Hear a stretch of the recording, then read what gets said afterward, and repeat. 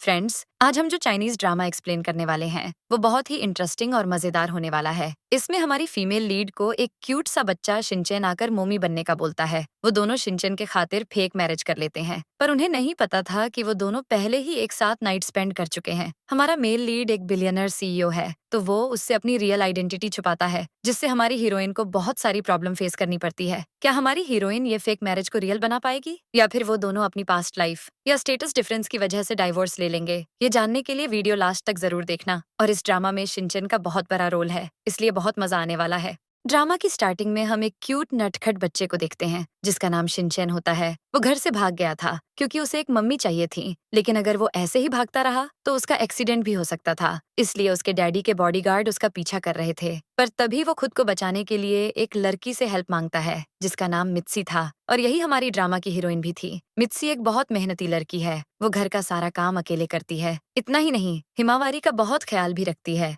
और अपने हस्बैंड की सारी बातें भी मानती है। मित्सी शिनचैन को बचाने के लिए अपने कोट में छुपा लेती है। बॉडीगार्ड्स शिनचैन को देख नहीं पाते और आगे निकल जाते हैं। तभी शिनचैन धीरे से कोर्ट से बाहर निकलता है। वो बोलता है कि मुझे आप बहुत पसंद आई, क्या आप मेरी मम्मी बनोगी? लेकिन मित्सी बोलती है कि बेटा ऐसी बातें नहीं करते। अगर आपकी मम्मी को ये सब पता चला तो उनको बिल्कुल भी अच्छा नहीं लगेगा। लेकिन वो बोलता है कि मेरे पास तो सिर्फ डैडी हैं और मेरे डैडी तो मुझे मम्मी को ढूंढने ही नहीं देते। वो बहुत बैड है। तभी वो पूछती है कि वैसे ये लोग तुम्हारा पीछा क्यों कर रहे थे बेटा? तो वो बोलता है कि मैंने उनसे पंगा ले लिया था, पर मेरी मम्मी ने आकर मुझे बचा लिया। लेकिन वो बोलती है कि बेटा मैं तुम्हारी माँ नहीं हूँ, तुम अब जल्दी से घर जाओ। तभी मित्सी की बेटी बोलती है कि मेरे घर में बहुत सारी स्पेस है, अगर तुम्हें मेरी मम्मी की याद आए ना तो तुम वो वाली बिल्डिंग के सामने जो बड़ा सा घर है ना, वहाँ पर आ जाना। इस बच्ची का नाम हिमावारी है। ये कितनी क्यूट है ना। लेकिन इतना ही नहीं, ये अपनी मम्मी की तरह बहुत काइंड भी है। उनके जाते ही वहाँ पर एक बहुत एक्सपेंसिव कार आकर रुकती है। उस कार में से एक आदमी बाहर निकलता है। वही हमारे ड्रामा के हीरो थे, जिनका नाम मिस्टर शाओ था। ये चाइना के सबसे रिचेस्ट बिजनेसमैन है और एक सेल्फ मेड बिलियनर भी। यही शिनचैन के डैडी भी हैं। वो बोलते हैं कि शिनचैन तुम्हारा अपनी मम्मी को ढूंढने का मिशन कब खत्म होगा? लेकिन वो बोलता है कि डैडी मिशन खत्म हो चुका है, पर आपको अभी मम्मी के घर पर चलना होगा मेरे साथ, और बहुत सारे गिफ्ट्स भी लेने होंगे। आई प्रॉमिस इसके बाद मैं कभी भी घर से नहीं भागूंगा। लेकिन वो बोलते हैं कि क्या तुम अब मेरे सामने शर्तें रख रहे हो? तो शिनचैन बोलता है कि सबके पास मम्मी है, लेकिन सिर्फ मेरे पास नहीं है। तभी वो बोलते हैं कि अपना ये नाटक बंद करो और अभी मेरे साथ घर चलो।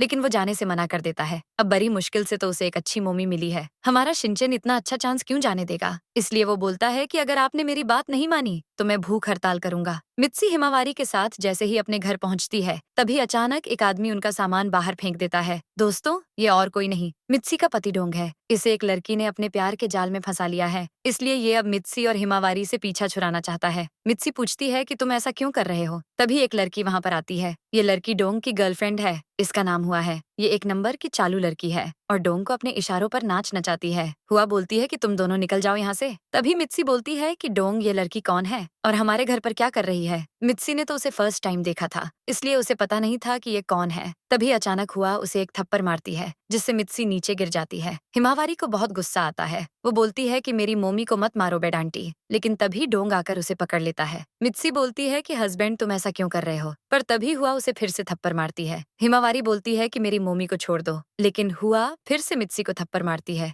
वो बोलती है कि तुम्हें क्या लगता है, तुम कुछ टाइम से डोंग फैमिली में रह रही हो, तो क्या तुम हमेशा यही रहोगी? तभी अचानक हिमावारी डोंग को बाइट कर लेती है, तो वो डोंग उसे थप्पड़ मारने लगता है। लेकिन तभी मित्सी बोलती है कि डोंग, तुम करना क्या चाहते हो? वो तुम्हारी बेटी है, फिर भी उसके साथ ऐसा बिहेव कर रहे हो। वो उसे मित्सी की तरफ धक्का दे देता है। तभी वहाँ पर एक बच्चा आता है और उन दोनों को मोमी डैडी बोलता है। इसका नाम सुनियो है और ये डोंग और हुआ की तरह ही बहुत ज्यादा घमंडी है। डोंग बोलता है कि मित्सी, गौर से देखो, ये मेरा बेटा सुनियो है। अब मित्सी तो इन सब चीजों से अनजान थी, इसलिए वो बोलती है कि ये तुम्हारा बेटा कैसे हो सकता है? तो वो बोलता है कि आज वो दिन आ गया है जिसका मुझे बेसब्री से इंतजार था। आज मैं तुम्हें सब सच बताकर ही रहूंगा। 6 साल पहले मैंने तुम्हें मिस्टर लियू के साथ नाइट स्पेंड करने के लिए भेजा था, क्योंकि मैं उनके साथ एक डील करना चाहता था। लेकिन तुमने तो किसी और जंगली के साथ नाइट स्पेंड कर ली थी, और तभी तुमने उस जंगली की बेटी इस हिमावारी को जन्म दिया। अब मित्सी को तो बहुत गुस्सा आता है। वो बोलती है कि डोंग, तुम एक जानवर हो। तभी वो उसे मारने लग जाती है, लेकिन डोंग उसके हाथ पकड़ लेता है। वो रोती हुई बोलती है कि मैंने अपने 6 साल तुम्हारी गुलामी करने में वेस्ट कर दिए। तुम्हारा तो पता नहीं कितनी लड़कियों के साथ अफेयर थे। ये सुनते ही वो उसे धक्का देता है और बोलता है कि मेरे बारे में ऐसा बोलने की तुम्हारी हिम्मत कैसे हुई? मित्सी, ये मेरी वाइफ हुआ है, तुम्हें पता है ये वो फैमिली की यंग प्रिंसेस है, इसके साथ रहकर मैं बहुत सक्सेसफुल हो जाऊंगा। तभी मित्सी गुस्से में उसे मारने के लिए उसके पास जाती है, पर वो उसे धक्का देता है, लेकिन तभी मिस्टर शाओ आकर उसे चोट लगने से बचा लेते हैं। लेकिन मित्सी को देखते ही उन्हें फ्लैशबैक याद आता है जब उन्होंने उसके साथ नाइट स्पेंड की थी, लेकिन उस टाइम वो दोनों ही नशे में थे, इसलिए वो एक दूसरे को पहचान नहीं पाते। दोस्तों, हिमावारी मिस्टर शाओ और हुआ की ही बेटी है। तभी डोंग बोलता है कि अच्छा, तो ये वही 6 साल पहले वाला आदमी है जिसके साथ तुमने नाइट स्पेंड की थी। देखो तो ये कितने सारे गिफ्ट्स लेकर आया है, जरूर ये इस गरीब की कोई चाल होगी। लेकिन तभी शिनचैन बोलता है कि बेवकूफ, मेरे डैडी कोई चाल नहीं चलते, वो सच में बहुत अमीर हैं, और जो मेरी मोमी को परेशान करेगा, मेरे डैडी उसे छोड़ेंगे नहीं। हिमावारी बोलती है कि भाई तुम आ गए, तो शिनचैन बोलता है कि डरो मत, मैं आ गया हूँ, अब कोई तुम्हें बुली नहीं करेगा। तभी डोंग गुस्से में उन्हें मारने के लिए आगे बढ़ता है, लेकिन तभी उनके असिस्टेंट मिस्टर चेंग आकर उसे पकड़ लेते हैं। मिस्टर शाओ बोलते हैं कि जो लड़की दूसरी लड़की की रिस्पेक्ट नहीं कर सकती, उसे इसकी सजा जरूर देनी चाहिए। वो मित्सी का हाथ पकड़कर हुआ को जोर से एक थप्पड़ मारते हैं। तभी शिनचैन बोलता है कि मोमी आप डरो मत, डैडी आपके साथ हैं। मित्सी तो हुआ पर थप्पड़ की बरसात कर देती है। हुआ बोलती है कि तुम्हारी हिम्मत कैसे हुई मुझे थप्पड़ मारने की? तो वो बोलती है कि मैंने बस तुम्हारे साथ अपना हिसाब बराबर किया है, आज और अभी से मेरा वो फैमिली से कोई रिश्ता नहीं है। शिनचैन बोलता है कि अब आप दोनों बस जल्दी से शादी कर लो। तभी उन्हें कोर्ट में दिखाते हैं, वो दोनों मैरिज सर्टिफिकेट के लिए आए थे, लेकिन जज बच्चों की वजह से मैरिज सर्टिफिकेट देने से मना करती है। तो वो बोलती है कि हम बच्चे होने के बाद अब दूसरी बार शादी कर रहे हैं, पर वो बोलती है कि ये दोनों बच्चे तो दोनों बहन भाई जैसे लगते हैं। आप भी ना अपने हस्बैंड से दूसरी बार मैरिज करने के लिए बहाना मत बनाइए। वो हंसते हुए सर्टिफिकेट पर स्टैंप लगा देती है। वो लोग कोर्ट से बाहर आते हैं। मित्सी उन्हें थैंक्स बोलने के लिए अपना हाथ आगे बढ़ाती है, तो शिनचैन मिस्टर शाओ का हाथ आगे करता है और बोलता है कि मोमी डैडी बहुत शर्मीले हैं, किसी लड़की से हाथ नहीं मिलाते, पर आप टेंशन मत लो, मैं इन्हें सब अच्छे से सिखा दूंगा। वो बोलती है कि मिस्टर हिरोशी, मेरी एक रिक्वेस्ट है, हम दोनों का अब कोई घर नहीं है, आप प्लीज हमें कुछ टाइम के लिए अपने घर रहने दीजिए।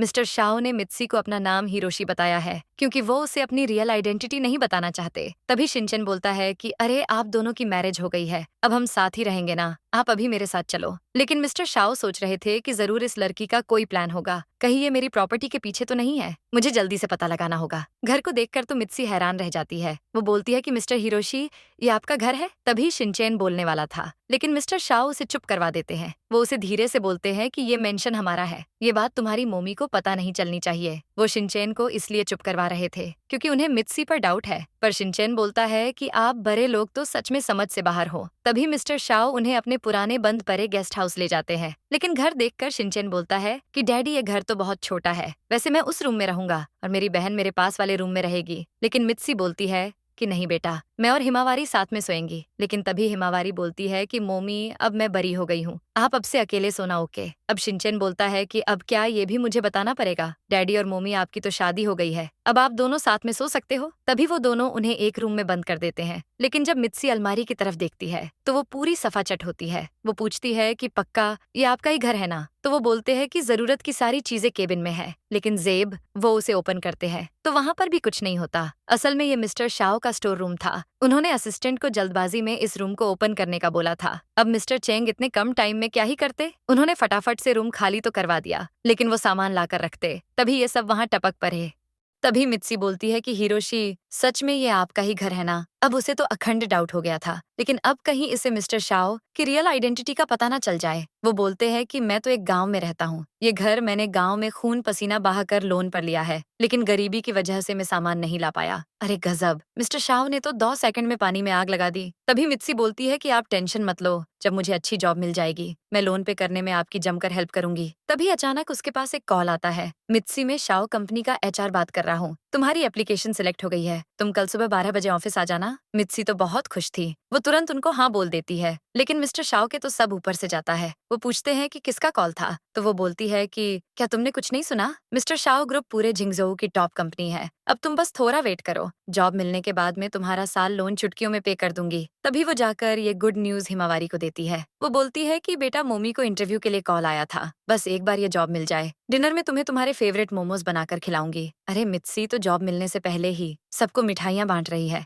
लेकिन उसे पता नहीं कि ये इंटरव्यू बहुत खतरनाक लेवल का होने वाला है। वो शायद ही इसे पास कर पाए। शिनचैन और हिमावारी कार्टून देख रहे थे। तभी शिनचैन हिमावारी को अपना एटीएम कार्ड देता है। वो बोलता है कि इस कार्ड में बहुत माल है, इससे तुम्हें जो चाहिए ले सकती हो। लेकिन हिमावारी बोलती है कि मुझे मोमी ने ऐसी चीजें लेने से स्ट्रिक्टली मना किया है। तो वो बोलता है कि ठीक है, जब तुम्हें चाहिए हो बता देना। तभी वो असिस्टेंट चेंग को कॉल लगाता है। वो पूछता है कि चेंग अंकल, मेरी मोमी का इंटरव्यू कैसा गया? शाओ कंपनी जिसमें मित्सी इंटरव्यू देने गई है, असल में वो मिस्टर शाओ की ही कंपनीज में से एक है। इसीलिए शिनचैन ने मिस्टर चेंग को उन पर नजर रखने को बोला था। तभी असिस्टेंट वहाँ का माहौल देखकर बोलता है कि जूनियर बॉस ठीक नहीं जा रहा। लेकिन शिनचैन बोलता है कि मैं तुम्हें ऑर्डर देता हूँ, मेरी मोमी को जॉब दिलवाओ अंकल, वरना मैं डैडी से बोलकर तुम्हारी सैलरी कट करवा दूंगी। अरे ये तो मिस्टर शाओ से भी बड़ा वाला निकला, जरा इसके तेवर तो देखो। असिस्टेंट डरते हुए बोलता है कि प्लीज ऐसा मत करना, मैं अभी कुछ करता हूँ। तभी मित्सी बोलती है कि अगर मिस्टर शाओ की कंपनी में गरीब लोग काम नहीं कर सकते तो फिर मुझे इस कंपनी में काम करने में कोई इंटरेस्ट नहीं है। वो जाने वाली थी। तभी असिस्टेंट चेंग अचानक वहाँ आता है। उसे एक बुके देकर बोलता है कि हमारी कंपनी को आप जैसे टैलेंटेड लोगों की बहुत जरूरत है। ये फर्जी लोग शायद आपकी पहचान नहीं कर पाए। तभी एचआर आकर बोलता है कि मिस्टर चेंग,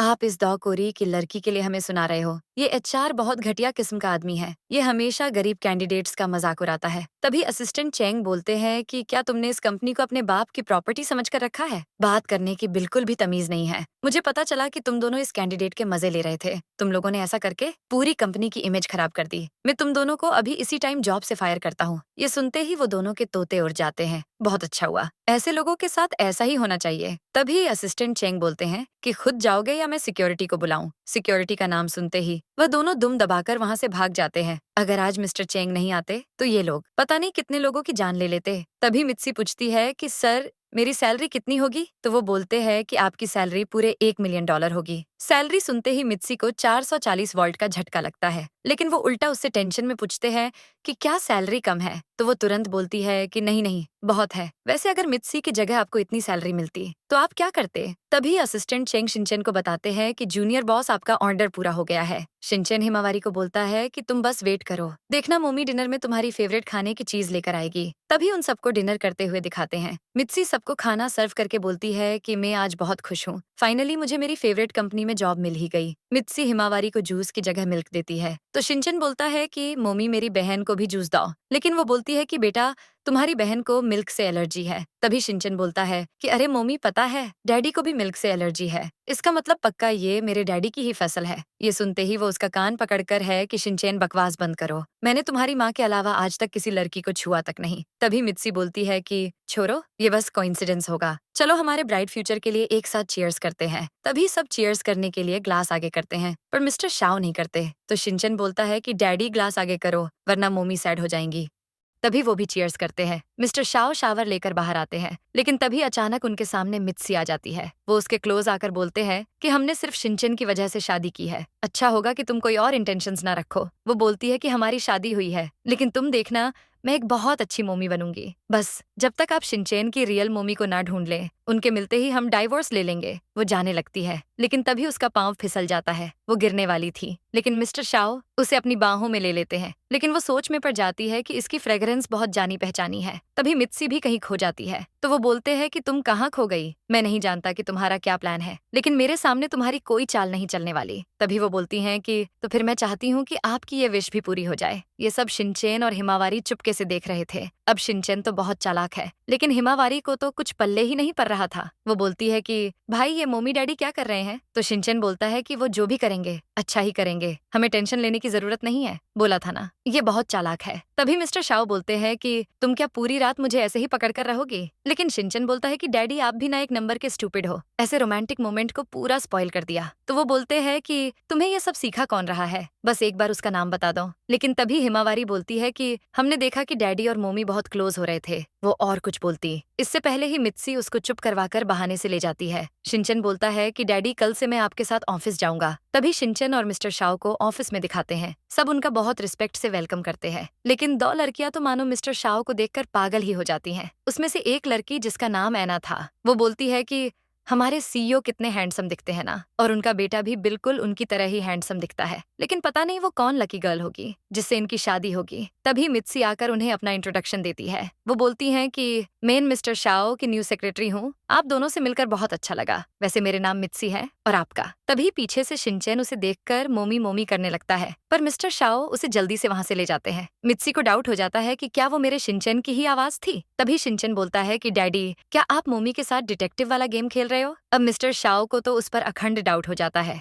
वो बोलते हैं कि क्या मित्सी को सेक्रेटरी की जॉब तुम्हारी वजह से मिली है? असिस्टेंट उनसे ये कांड करने के लिए माफी मांगते हैं, लेकिन तभी वो ऑर्डर देते हैं कि अगर वो यहाँ आए तो उसे आने से मना कर देना। अब शिनचैन बोलता है कि लेकिन डैडी, मोमी तो आपकी सेक्रेटरी है ना? अब क्या एक सीईओ होने के बाद भी आपको उनसे मीटिंग करने से डर लग रहा है? वो उसे तुरंत चुप करवा देते हैं। लेकिन वो खुद सोच रहे थे कि अगर उसे मेरी रियल आइडेंटिटी का पता चला तो फिर मैं कभी भी उसकी असलियत का पता नहीं लगा पाऊंगा, और वो मेरी पूरी प्रॉपर्टी पर कुंडली मारकर बैठ जाएगी। तभी असिस्टेंट चेंग मित्सी को बोलते हैं कि बिना किसी इंपॉर्टेंट काम के आप बॉस को डिस्टर्ब मत करना। ये सुनते ही ऐना उसकी बुराई करने लग जाती है। वो बोलती है कि देखा, हमारे बॉस तो इसकी शक्ल भी नहीं देखना चाहते। पता नहीं इसे सेक्रेटरी की जॉब कैसे मिल गई। ऐना की चमची जानबूझकर उसे धक्का देकर नीचे गिरा देती है, और उसी टाइम ऐना जानबूझकर वहां ग्लास फेंक देती है, जिससे मित्सी के हाथ में चोट लग जाती है। ये दोनों ऐसा इसलिए कर रही है क्योंकि इन्हें डर है कि कहीं मित्सी मिस्टर शाओ के क्लोज ना हो जाए, वरना इनकी दाल कैसे गलेगी। तभी ऐना मित्सी पर चिल्लाती है कि किस अनारी ने तुम्हें बॉस का सेक्रेटरी बना दिया। जल्दी से उठकर ये ग्लास के टुकड़े को ठिकाने लगाओ। अगर इससे कहीं हमारे बॉस को चोट लग गई तो उनके इलाज के खर्चे में ही तुम्हारी पूरी जिंदगी निकल जाएगी। तभी मित्सी भी बोल देती है कि अगर तुम्हें इतनी ज्यादा टेंशन हो रही है तो तुम दोनों खुद ये काम क्यों नहीं कर लेती। जिस पर ऐना बोलती है कि तुम्हारी हिम्मत कैसे हुई मुझसे ऐसे बात करने की? अभी मैं तुम्हें सबका दिखाती हूँ। तभी अचानक वो उसे मारने लगती है, लेकिन शिनचैन आकर बोलता है कि मेरी मोमी को बुली मत करो। वो बोलती है कि लिटिल बॉस, आप यहाँ क्या कर रहे हो? अब मित्सी को तो कुछ समझ नहीं आ रहा था, तो वो शिनचैन से पूछती है कि ये तुम्हें लिटिल बॉस क्यों बोल रही हैं? शिनचैन बोलता है कि छोड़ो मोमी, मैं ये आपको बाद में एक्सप्लेन करूंगा। लेकिन ऐना बोलती है कि लिटिल बॉस, आपने इसे मोमी क्यों बोला? ऐसा कैसे हो सकता है? ये गरीब आंटी आपकी मोमी कैसे हो सकती है? उसकी चमची बोलती है कि आपको ऐसे लोगों से दूर रहना चाहिए। लेकिन तभी शिनचैन बोलता है कि तुम दोनों ने बहुत बकवास कर ली। तुमने मेरी मोमी का मजाक उड़ाया है, अभी उनसे माफी मांगो। ऐना की चमची पूछती है कि क्या ये सच बोल रहे हैं, लेकिन ऐना उसे बोलती है कि ये अभी छोटा सा बच्चा है, जरूर ये मित्सी इसे बेवकूफ बना रही है। और वो दोनों बिना माफी मांगे वहां से भागने लगती हैं। लेकिन शिनचैन बोलता है कि बिना माफी मांगे किधर जा रहे हो? तो वो दोनों माफी मांगकर भाग जाती हैं। चलो, शिनचैन जिस काम के लिए यहाँ आया था वो उसने बहुत अच्छे से पूरा किया है। लेकिन मित्सी बोलती है कि क्या तुम मुझे अभी ये सब जो हुआ एक्सप्लेन करोगे? भूलो मत कि शिनचैन मिस्टर शाओ का बेटा है। वो बोल देता है कि मैं सीईओ का बहुत दूर का रिलेटिव हूँ, इसीलिए ये लोग मुझे लिटिल बॉस बोल रहे थे। मित्सी बोलती है कि ओह अच्छा, आज के लिए दिल से शुक्रिया बेटा। लेकिन वो बोलता है कि मोमी, आप अच्छे कपड़े पहना करो, मैंने सुना है कि जल्द ही मिस्टर शाओ ग्रुप की ग्रैंड पार्टी होने वाली है। तभी शिनचैन हिमावारी को पार्टी में लेकर आता है। वो उसे वहीं पर खेलने का बोलकर खुद केक लेने चला जाता है। तभी पीछे से डोंग का नालायक बेटा सुनियो वहां पर आता है। वो बोलता है कि तुम उसी मित्सी की बेटी हो ना जो मेरे डैडी की मेड थी। लड़की, मैं तुम्हें अभी ऑर्डर देता हूँ कि मेरे साथ खेलो। लेकिन हिमावारी बोलती है कि मेरे भाई ने मुझे यहीं रुकने का बोला है। पर सुनियो बोलता है कि तुम्हारी इतनी हिम्मत, जो मुझे मना कर दिया। तभी वो गुस्से में उस पर स्टैचू फेंक देता है, जिससे हिमावारी रोने लग जाती है। लेकिन तभी वहां पर एक आदमी आता है, और वो आते ही पूछता है कि ये सब किसने किया? तो सुनियो हिमावारी पर इल्जाम लगा देता है। तो वो बोलता है कि क्या तुम जानती हो तुमने क्या कर दिया? तुम्हारे मम्मी पापा कहाँ हैं? तो वो और ज्यादा रोने लग जाती है। लेकिन तभी मित्सी उसके पास आ जाती है। वो स्टैचू की प्राइस $5 मिलियन थी, और वो पूरे वर्ल्ड में बस एक ही था। ऊपर से ये यहाँ का मैनेजर है, इसीलिए ये आदमी हाथ धोकर इनके पीछे पड़ गया था। मैनेजर बोलता है कि मुझे नहीं लगा था कि तुम जैसे लोग भी यहाँ आ सकते हो। सब मित्सी और हिमावारी पर हंसने लग जाते हैं। तभी डोंग हुआ के साथ वहां पर उसके मजे लेने के लिए आता है। वो आते ही बोलता है कि इस बार किस जंगली को फंसाया है? कहीं वो यहाँ का गार्ड तो नहीं? तभी हुआ बोलती है कि ये बेशर्म कहीं की यहाँ भी तुम्हें पटाने के चक्कर में आ गई। इसे लगा होगा कि शायद तुमने अपना इरादा बदल लिया हो और इसके झांसे में आ जाओगे। लेकिन तभी वो बोलता है कि बेबी, ऐसा कुछ नहीं है। मैं तो जब भी इसे देखता हूँ तो बहुत डर्टी फील करता हूँ। तो मित्सी भी बोल देती है कि मैं भी कुछ ऐसा ही फील करती हूँ तुम्हारे लिए। सुनियो की वजह से हिमावारी को चोट लग गई थी। वो मित्सी से बोलती है कि मोमी, मुझे बहुत दर्द हो रहा है। तभी वो उसकी चोट देखकर बोलती है कि बेटा तुम डरो मत, मोमी अभी तुम्हें हॉस्पिटल ले जाएंगी। वो जाने वाले थे, लेकिन तभी मैनेजर बोलता है कि कहाँ भाग रही हो इतना बड़ा नुकसान करने के बाद? वो बोलती है कि तुम चाहते क्या हो? तो वो बोलता है कि ये स्टैचू $5 मिलियन का था और तुमने सारी पार्टी भी खराब कर दी, इसलिए अब तुम्हें $10 मिलियन पे करने होंगे। लेकिन तभी डोंग बोलता है कि ये गरीब तुम्हें लगता है कि पैसे दे पाएगी? तो मैनेजर बोलता है कि अगर ऐसे पे नहीं कर सकती तो नाइट स्पेंड करके पे करेगी। तभी शिनचैन वहां आकर बोलता है कि तुम्हारी हिम्मत कैसे हुई मेरी मोमी को ऐसा बोलने की? वो मैनेजर बोलता है कि अब तुम कौन हो, लेकिन शिनचैन बोलता है कि तुम मेरा नाम जानना भी डिजर्व नहीं करते। मुझे सब समझ आ गया है, लेकिन ये एक टूटा हुआ स्टैचू ही तो है, मैं तुम्हें इसके पैसे पे कर दूंगा। तभी वो अपना कार्ड देता है, लेकिन कार्ड स्वाइप करने पर मैनेजर बोलता है कि ये कार्ड तो काम नहीं कर रहा। पर शिनचैन बोलता है कि ऐसा नहीं हो सकता, डैडी ने मुझे अनलिमिटेड पैसे वाला कार्ड दिया था। तभी मिस्टर चेंग मिस्टर शाओ को बताते हैं कि वो सब पार्टी में है, लेकिन कहीं लिटिल बॉस आज भी आपको मिलियंस का चुना ना लगा दे। लेकिन वो बोलते हैं कि टेंशन मत लो, ऐसा कुछ नहीं होगा, मैंने शिनचैन का कार्ड लॉक करवा दिया है और अब वो कार्ड किसी काम का नहीं है। तभी मैनेजर बोलता है कि बच्चे, तुम अपने आप को समझते क्या हो जो ये यूजलेस कार्ड देकर मुझे बेवकूफ बनाना चाहते हो। मित्सी उसे पीछे कर लेती है, लेकिन मैनेजर गार्ड को बुलाकर उसे ले जाने को बोलता है। लेकिन तभी वहां पर मिस्टर शाओ की एंट्री होती है। वो गुस्से में बोलते हैं कि अगर किसी ने इन्हें हाथ भी लगाया तो मैं उन्हें छोड़ूंगा नहीं। तभी वो मैनेजर की फटकर हाथ में आ जाती है। वो डरते हुए मिस्टर शाओ को सीईओ बोलता है, लेकिन ये सुनते ही मित्सी को 440 वोल्ट का झटका लगता है। पर डोंग बोलता है कि ये तो वही बेवकूफ है जिसे मित्सी ने फंसाया है। मैनेजर बोलता है कि आप तो इस कंट्री के सबसे रिचेस्ट पर्सन मिस्टर शाओ हो, आप आ रहे हो, बताया क्यों नहीं। ये ग्रैंड पार्टी मिस्टर शाओ ने ही रखी थी, इसीलिए ये मैनेजर बहुत टेंशन में आ गया है। लेकिन वो तो बोलते हैं कि आप मुझे गलत समझ रहे हो, मैं तो बस उनका ड्राइवर हूँ, खुद मिस्टर शाओ नहीं। पर वो बोलता है कि आप तो बिल्कुल उनके जैसे दिखते हो, ऐसा कैसे। तभी मित्सी बोलती है कि शिनचैन ने बोला था वो मिस्टर शाओ का दूर का रिश्तेदार है, तभी तुम्हें ये ड्राइवर की नौकरी मिल गई। हमारी मित्सी तो बहुत इनोसेंट है, वो अभी भी कुछ समझ नहीं पाई। लेकिन तभी डोंग बोलता है कि एक सस्ता ड्राइवर, देखो ये भी पार्टी अटेंड करने आ गया। तो मित्सी बोलती है कि एक ड्राइवर होने में बुराई क्या है, हम तो मेहनत करके पैसे कमाते हैं, लेकिन यहाँ कुछ लोग तो घर जमाई बनकर अपनी बीवी के पैसों पर रौब दिखाते हैं। ये सुनते ही वो बस मित्सी का सर फोड़ने ही वाला था, लेकिन मिस्टर शाओ उसका हाथ पकड़ लेते हैं और लात मारकर नीचे गिरा देते हैं। वो बोलते हैं कि मुझे वो आदमी बिल्कुल पसंद नहीं है जो लड़कियों की रिस्पेक्ट नहीं करते। शिनचैन और हिमावारी तो बहुत खुश हो जाते हैं। तभी हुआ गुस्से में मित्सी को 4 बातें सुनाने लगती है, लेकिन मित्सी भी बिना देरी किए उसके कान के नीचे एक लगा देती है। अब वो तो दंग रह जाती है, लेकिन तभी डोंग बोलता है कि तुमने मेरी हुआ के साथ ये सब किया, अब वो फैमिली तुम दोनों को। तो मिस्टर शाओ बोलते हैं कि वो फैमिली क्या कर लेगी। तो डोंग बोलता है कि तुम दोनों में बहुत हिम्मत है, लेकिन तुम दोनों को इसका हिसाब देना होगा, और तुम क्या देख रहे हो, अभी इन्हें बाहर निकालो। अब डोंग की बातें सुनकर तो वो मैनेजर सोच में पड़ जाता है, भाई अब करूँ तो क्या करूँ। लेकिन तभी वहाँ एक लड़की आकर बोलती है कि किसकी इतनी हिम्मत जो वो फैमिली की बेइज्जती की। इस लड़की का नाम जिया है और ये वो फैमिली की बड़ी बेटी है जो कि इस कंट्री की सेकंड रिचेस्ट फैमिली है। मैनेजर बोलता है कि मेम आप बहुत सही टाइम पर आई हो, मिस्टर शाओ के ड्राइवर ने आपकी छोटी बहन को बहुत बातें सुनाई है। लेकिन जिया बोलती है कि आज मेरे शाओ की ग्रैंड सेलिब्रेशन पार्टी है, मैं नहीं चाहती कि कोई ऐरा गहरा इसे खराब करे। अब मिस्टर शाओ तो डाउट में आ जाते हैं। वो तुरंत पूछते हैं कि वैसे तुम्हारा मिस्टर शाओ से क्या रिलेशन है। तो वो बोलती है कि मैं उनकी फियांसे हूँ। ये सुनते ही शिनचैन बोलता है कि डैडी आप इतना मेकअप पोतने वाली आंटी से शादी मत कर लेना, वरना आपको ये पूरी लाइफ फ्री में हॉरर फिल्म दिखाएगी, और वैसे भी आपकी तो शादी हो गई है। वो बोलते हैं कि किसने कहा कि तुम उनकी फियांसे हो। तो वो बोलती है कि क्योंकि वो मुझे पसंद करता है, जिंगाजोऊ में मेरे अलावा कोई लड़की उसे डिजर्व नहीं करती। ये सुनते ही शिनचैन को हंसी आ जाती है, तो वो गुस्से से बोलती है कि तुम हंस क्यों रहे हो। शिनचैन बोलता है कि मुझे आप पर हंसी आ रही है, जिसकी फियांसे हो उसे खुद नहीं पता कि तुम इस बारे में, मुझे आपके लिए बहुत बैड फील हो रहा है। तभी हिमावारी बोलती है कि आंटी आप बिल्कुल भूतनी जैसी लग रही हो, इतना मेकअप नहीं करना चाहिए था। तो वो बोलती है कि मैं तुम लोगों से बहस करके अपना कीमती टाइम वेस्ट नहीं करना चाहती, लेकिन मेरे मिस्टर शाओ यहाँ पर नहीं है, तो ये शुभ काम मुझे मेरे हाथों से ही करना होगा। तभी वो मित्सी को जोर से थप्पड़ मारती है और बोलती है कि तुम्हारी वो फैमिली की बेइज्जती करने की हिम्मत कैसी हुई। तभी अचानक वो दोबारा उसे थप्पड़ मारने वाली थी, लेकिन मिस्टर शाओ उसका हाथ पकड़ लेते हैं। वो बोलते हैं कि मैं मिस्टर शाओ से जरूर पूछूं कि उसने तुम में ऐसा क्या देख लिया। तो वो बोलती है कि तुम्हारी इतनी औकात है जो उनसे ये सब बातें करोगे। तभी वो बोलते हैं कि तुम जैसी लड़की से वो कभी शादी नहीं करने वाले। लेकिन वो बोलती है कि मेरे अलावा मिस्टर शाओ को कोई पसंद आ ही नहीं सकती। पर शिनचैन बोलता है कि मेरे डैडी के दोस्त शादी तो दूर की बात है, वो तो आपको भाव तक नहीं देने वाले। वो बोलती कि तुम बोलना क्या चाहते हो। तो शिनचैन बोलता है कि मेरे डैडी ड्राइवर होने के अलावा मिस्टर शाओ के बहुत अच्छे दोस्त भी हैं, अगर मेरे डैडी को तुम अच्छी नहीं लगी तो मिस्टर शाओ को भी नहीं लगोगी। तभी वो बोलती है कि मैं इनकी बकवास नहीं सुनना चाहती, मैनेजर इन्हें झुकवाओ मेरे सामने। तभी मैनेजर गार्ड्स को बुलाता है, लेकिन मित्सी बोलती है कि ये सब मेरी गलती है, जो करना है मेरे साथ करो। लेकिन मिस्टर शाओ उसे बोलते हैं कि तुम्हें क्या लगता है तुम्हारे बोल देने से ये हमें जाने देंगे। लेकिन तभी अचानक वहाँ पर मिस्टर चेंग की एंट्री होती है। वो आते ही उन्हें रुकने का बोलते हैं। मैनेजर बोलता है कि ये हैं जिन्होंने इतना हंगामा किया हुआ है, उन्हें कैसे जाने दूं मिस्टर चेंग। तो वो बोलते हैं कि अगर तुम्हें अपनी जिंदगी प्यारी है तो तो इन्हें जाने दो।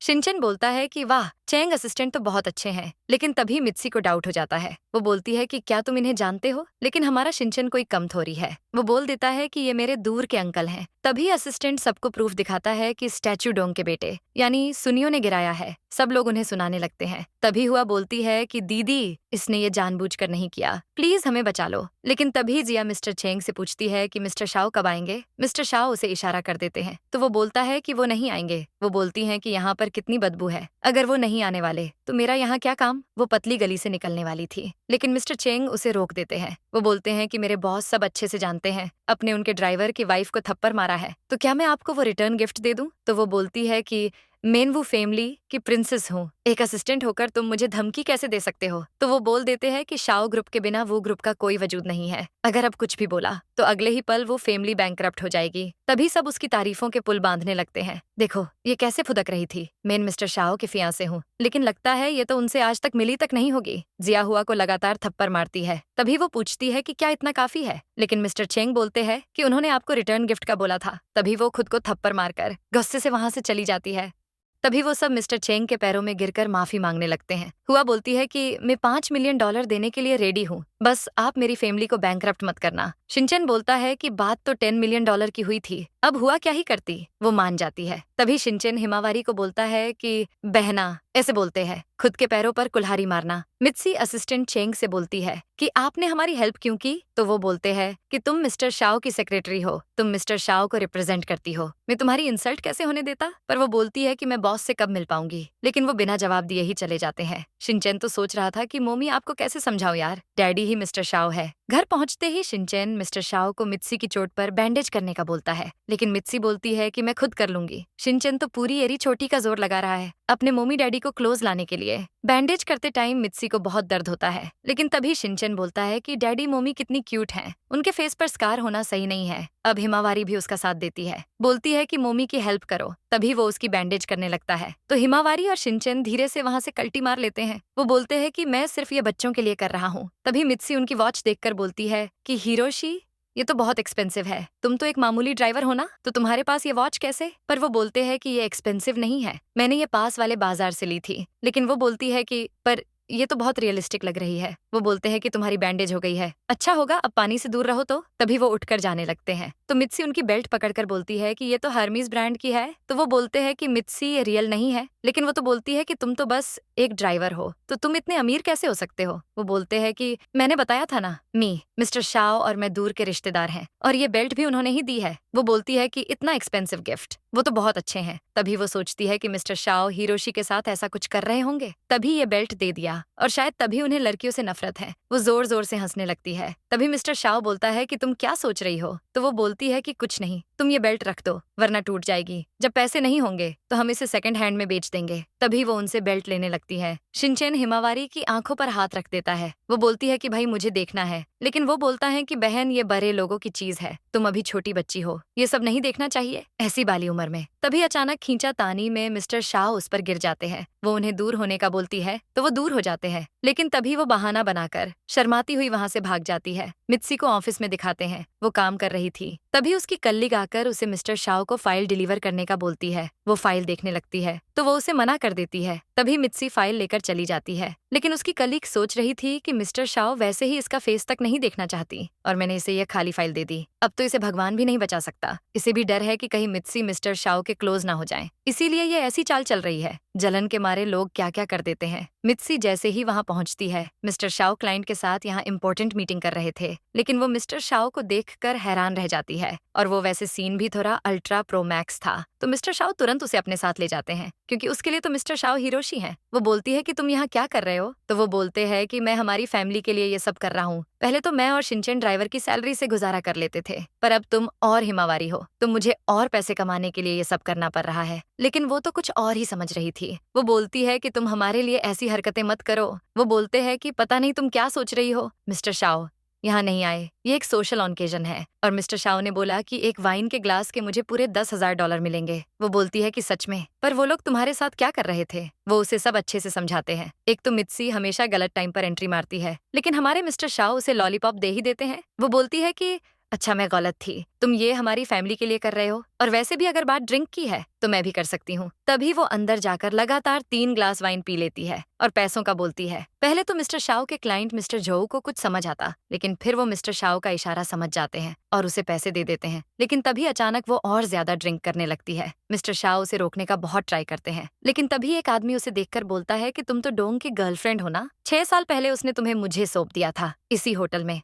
वो बोलती है कि ये आप क्या बोल रहे हैं, लेकिन ये सुनते ही मिस्टर शाओ सोच में पड़ जाते हैं कि इतना बड़ा कोइंसिडेंस कैसे हो सकता है। क्या मैंने मित्सी के साथ ही नाइट स्पेंड की थी? तभी वो आदमी बोलता है कि हमारा रिलेशन बहुत गहरा है, मुझे नहीं लगा था कि हम दोबारा मिलेंगे, चलो साथ ड्रिंक करते हैं। मित्सी नशे की हालत में मिस्टर शाओ के रूम में चली गई थी और इसका पोपट हो गया था, लेकिन किसी ने सच ही कहा है, जो भी होता है अच्छे के लिए ही होता है। लेकिन तभी अचानक वो आदमी उसे फोर्स करने लगता है, पर मिस्टर शाओ उसका हाथ पकड़ लेता है, तो वो बोलता है कि मैं उसके साथ थोड़े मजे करने वाला हूँ। ये सुनते ही मिस्टर शाओ मुक्का मारकर उसका मुंह तोड़ देते हैं, लेकिन मित्सी उन्हें रोक कर अपने साथ ले जाती है। वो आदमी उनके पीछे जाने लगता है तो मिस्टर झो उसे रोक लेते हैं। वो बोलते हैं कि ये जिंगझोउ के रिचेस्ट मैन मिस्टर शाओ है, अब तुम्हें बर्बाद होने से भगवान भी नहीं बचा सकता। उसकी तो हालत टाइट हो जाती है, डर के मारे वो बेहोश हो जाता है। तभी मिस्टर शाओ बोलते हैं कि क्या 6 साल पहले तुम भी इसी होटल में थी? वो बोलती है कि तुम भी से तुम्हारा क्या मतलब है, लेकिन वो सोच में पड़ जाते हैं कि इसे देखकर ऐसा लगता है कि इस बारे में ये कुछ जानती ही नहीं, शायद ये भी उस दिन नशे में। तभी वो उसे छोड़ देते हैं। वो बोलती है कि तुम्हारा शुक्रिया, पर तुम जरा ज्यादा गुस्से वाले हो। वो बोलते हैं कि तो क्या तुम्हें ये सब पसंद है? वो बोलती है कि बिल्कुल नहीं, मैं खुद चप्पल से उसकी धुलाई करना चाहती थी, लेकिन पर वो मिस्टर शाओ का कस्टमर है। अब मिस्टर शाओ हमें छोड़ेंगे नहीं, लेकिन मैं सब हैंडल कर लूंगी, तुम यहाँ से जाओ। मिस्टर शाओ तो सोच में पड़ जाते हैं कि मुझे नहीं लगता था कि ये ऐसी है, मैं तो इसे एक नंबर की चालू लड़की समझता था, इसे गलत समझकर कहीं मैंने कोई गलती तो नहीं कर दी। तभी वो असिस्टेंट को बोल देते हैं कि उस क्लाइंट को बैंकरप्ट कर दो और आज के बाद वो मुझे यहाँ दिखना नहीं चाहिए। वो जा रही थी, तभी असिस्टेंट उसे कॉल करके खून ऑपरेशन बिना पेनल्टी के कैंसिल होने का बोलते हैं। ये सुनते ही वो तो बहुत खुश हो जाती है, क्योंकि वो तो बहुत डर गई थी कि पता नहीं अब क्या होगा।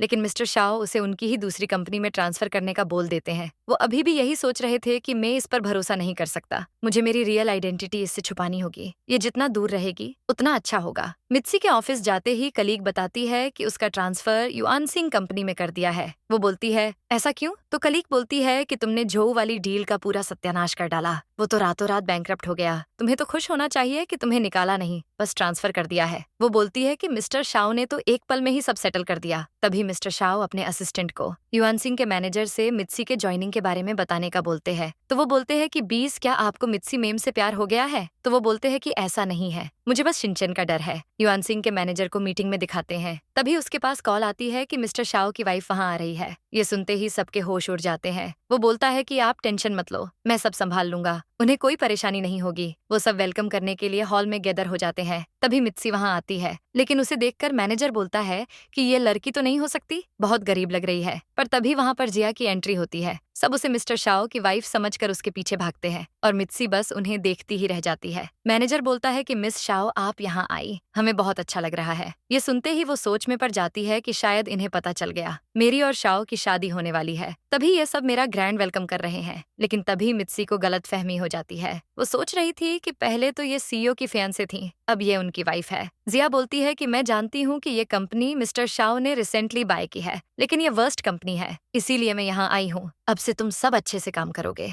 ताकि ये कंपनी टॉप पर आ जाए। तो मैनेजर बोलता है कि आपके साथ काम करके तो हम लोग ब्रिलियंट हो जाएंगे, पानी में आग लगा देंगे मैडम। वो उसे अंदर ले जा रहे थे तो मित्सी बोलती है कि मैं यहाँ पर न्यू हूँ, लेकिन मैनेजर बोलता है कि हमारी बॉस के रास्ते में मत आओ। तभी हिमावारी और शिनचैन वहाँ आ जाते हैं। वो दोनों दूर से ये सब देख रहे थे। मित्सी को देखते ही जिया बोलती है कि तुम तो वही गरीब लड़की हो ना, यहाँ कैसे आ गई? अब शिनचैन को तो सब समझ आ जाता है कि क्या चल रहा है। वो बोलता है कि कुछ लोग मोमी को सता रहे हैं। तभी वो दोनों मित्सी के पास आते हैं। शिनचैन बोलता है कि बेड आंटी तुम मेरी मोमी को बुली क्यों कर रही हो? लेकिन तभी मैनेजर बोलता है कि बच्चे तुम सामने से हटो, ये हमारे प्रेसिडेंट मिस्टर शाओ की वाइफ है। लेकिन शिनचैन उसकी पोल खोल देता है। वो बोलता है कि ये बस उनकी वाइफ होने का एक्टिंग कर रही है, प्रेसिडेंट की रियल वाइफ मेरी मोमी है। वो शिनचैन को मना करती है, लेकिन किसी को भी शिनचैन की बातों पर भरोसा नहीं होता। वो बोलते हैं कि ये लड़की और प्रेसिडेंट की वाइफ, ऐसा हो ही नहीं सकता, प्रेसिडेंट की वाइफ तो जरूर मिस जिया ही है। तभी जिया बोलती है कि तुम्हारी मोमी ने क्या तुम्हें कभी सच बोलना नहीं सिखाया? मुझे सब याद है, लास्ट टाइम तुम कोई गेमिंग कार्ड ले आए थे, और सारा सच सामने आ गया था। लेकिन शिनचैन बोलता है कि वो सच में एक वीआईपी ब्लैक कार्ड था। हिमावारी भी उसका साथ देती है, लेकिन वो दोनों को बच्चे समझकर सब उनको बहुत हल्के में लेकिन रहे थे। एक लड़की बोलती है कि ये दोनों अभी बहुत छोटे हैं, इन्हें ब्लैक कार्ड का कैसे पता होगा। देखो कुछ लोग कैसे अपने बच्चों का फायदा उठाते हैं। लेकिन मित्सी बोलती है कि मैं ऐसा कुछ नहीं करती। शिनचैन, बेटा तुम ये सब अब दोबारा मत बोलना। पर शिनचैन बोलता है कि मैं तो सच ही बोल रहा था। लेकिन अब मित्सी तो अनजान थी। वो शिनचैन को जिया से माफी मांगने का बोलती है, तो वो उससे माफी मांगता है। तभी जिया वहां से चली जाती है। मैनेजर और एम्प्लॉयज भी उसके पीछे पीछे चले जाते हैं। मित्सी बोलती है कि शिनचैन, मैं जानती हूँ हमारे पास पैसे नहीं है, पर कोई बात नहीं, हम सब एक साथ खुश तो है ना। अब शिनचैन तो शुरुआत से ही समझाने का ट्राई कर रहा था। वो बोल देता है कि मोमी, देखना एक दिन आपको सच्चाई पता चल ही जाएगी। मोमी, मैं और हिमावारी यहाँ आपके साथ ही रुकेंगे। लेकिन वो बोलती है कि पर मैंने तो अभी काम शुरू ही किया है। तभी हिमावारी बोलती है कि भाई को डर लगेगा रोड क्रॉस करते टाइम। लेकिन तभी मैनेजर आकर बोलता है कि अब तुम्हें क्या इनविटेशन कार्ड भेजूं? तो मित्सी उन दोनों को वही वेट करने का बोलकर वहां से चली जाती है। तभी शिनचैन मिस्टर शाओ को कॉल करके उन्हें पिक करने का बोलता है। लेकिन वो बोलते हैं कि शिनचैन चेंग तुम्हें पिक कर लेगा। लेकिन ये सब तो शिनचैन का एक प्लान था। वो बोलता है कि कैसी बातें कर रहे हो, आपके होते हुए कोई पराया अंकल मोमी को पिक करेगा क्या? तो मिस्टर शाओ बोलता है कि बेटा लगता है कि तुम मुझे मरवा के ही मानोगे। तभी वहां पर एक कार आती है। जिया और सब इतनी एक्सपेंसिव कार देखकर सोचते हैं कि जरूर मिस्टर शाओ पिक करने आए होंगे। जिया तो बहुत खुश हो जाती है। वो सोच रही थी कि आज मेरा फर्स्ट डे था, लेकिन मैंने सोचा नहीं था कि फर्स्ट डे के दिन ही मुझे मिस्टर शाओ पिक करने आ जाएंगे। तभी मिस्टर शाओ कार से बाहर आते हैं। शिनचैन और हिमावारी तुरंत उनके पास जाते हैं, पर जिया का तो पूरा मूड स्पॉइल हो जाता है। वो बोलती है कि मुझे लगा था कि ये ऐसे ही झूठ बोलता होगा, लेकिन लगता है कि झूठ बोलना तो तुम सबकी आदत है, पर मैं तुम पर टाइम वेस्ट करूंगी। चलो ड्राइवर, मुझे लेट हो रहा है। लेकिन तभी वो उसे रोक देते हैं। तो वो बोलती है कि मैं इसका क्या मतलब समझूं? वो बोलते हैं कि मैं अपने बच्चों और अपनी वाइफ को पिक करने आया हूँ, तुम कहाँ घुसी जा रही हो? अरे ये क्या, जिया का तो मोए मोए हो गया। लेकिन मित्सी को लगता है कि मिस्टर शाओ उसके बॉस का फायदा उठा रहे हैं। वो कार देखकर बोलती है कि हिरोशी, तुम बहुत गलत कर रहे हो। तुम्हें ऐसे मिस्टर शाओ की पर्सनल कार खुद के लिए यूज नहीं करनी चाहिए। अब जिया की तो मिर्ची लग गई थी। वो बोलती है कि मैं जानती हूँ तुमने ये कार चोरी की है। लेकिन शिनचैन बोलता है कि मेकअप की दुकान, डैडी ने ये कार चोरी नहीं की, ये उनकी अपनी कार है। पर वो बोलती है कि बिना कोई प्रूफ के मेरे सामने बकवास मत करो। तभी एक लड़की बोलती है कि मित्सी के फैमिली वाले तो एक नंबर के फेंकू है, क्या ये झूठ बोल बोलकर थकते नहीं है? तभी शिनचैन कार से लाइसेंस निकलता है और जिया को दिखाता है। अब लाइसेंस पर मिस्टर शाओ का फोटो देखकर तो वो जल भूनकर पूरी राख हो जाती है। लेकिन तभी एक लड़की बोलती है कि एक ड्राइवर के पास इतनी एक्सपेंसिव कार कैसे हो सकती है, ये तो इम्पॉसिबल है। तभी शिनचैन और हिमावारी बोलते हैं कि आंटी सच सबको करवा ही लगता है, लेकिन अब इनकी लड़ाई के चक्कर में कहीं मिस्टर शाओ की रियल आइडेंटिटी एक्सपोज ना हो जाए। तभी जिया बोलती है कि तुम एक्टिंग करने में एक्सपर्ट हो। तभी वो कार्ड फेंक कर चली जाती है, पर कार्ड उठाकर मित्सी बोलती है कि हिरोशी, ये सब क्या है? अब कहीं उनकी चोरी पकड़ी ना जाए, इसलिए वो बोल देते हैं कि ये मेरा फेक लाइसेंस है। अब मित्सी को तो बहुत गुस्सा आ जाता है। वो बोलती है कि तुमने ऐसा क्यों किया? तो वो बोलते हैं कि मैंने सोचा कि चलो आज कुछ तूफानी करते हैं, और देखो मैंने कर दिया। लेकिन तभी वो बोलती है कि तुम कान खोलकर सुन लो, तुम्हारे तूफानी आइडिया के चक्कर में शिनचैन हमेशा अमीर होने की एक्टिंग करता है। ये हमारे बच्चे के लिए अच्छा नहीं है। गरीब होना कोई बुरी बात नहीं है, लेकिन वो बोलते हैं कि अगर हम सच में अमीर हुए तो। पर वो बोलती है कि ऐसा कैसे हो सकता है? यहाँ हर कोई अमीर होने का सपना देखता है, पर हमें ऐसे सपने नहीं देखने चाहिए। शिनचैन, हिमावारी, अब हम सब बस से घर जाएंगे, ओके? तभी वो सब घर आ जाते हैं। शिनचैन बोलता है कि मोमी, आप ड्राइविंग लाइसेंस को ऐसे घूर क्यों रही हैं? तभी मिस्टर शाओ आते हैं। तो वो बोलती है कि इस बार तो हम इस फेक लाइसेंस से बच गए, लेकिन अब जिया मिस्टर शाओ की वाइफ है, अगर उसने ये सब उन्हें बता दिया तो हम कहीं के नहीं रहेंगे। वो बोलते हैं कि तो तुम क्या चाहती हो? तो वो बोलती है कि हमें इसको अभी ठिकाने लगा देना चाहिए। अरे मित्सी, कहीं मिस्टर शाओ को मिलियंस का चुना ना लगा दे। लेकिन तभी शिनचैन बोलता है कि मोमी एक बार फिर सोच लो, पर वो बोलती है कि मैंने सोच लिया है। तभी वो कार्ड के टुकड़े टुकड़े कर देती है। अरे यार, मित्सी ने तो सब सत्यानाश कर डाला। अब मिस्टर शाओ को तो बहुत बुरा लगता है, लेकिन वो करते तो करते क्या, उनके पास तो कोई चॉइस ही नहीं थी।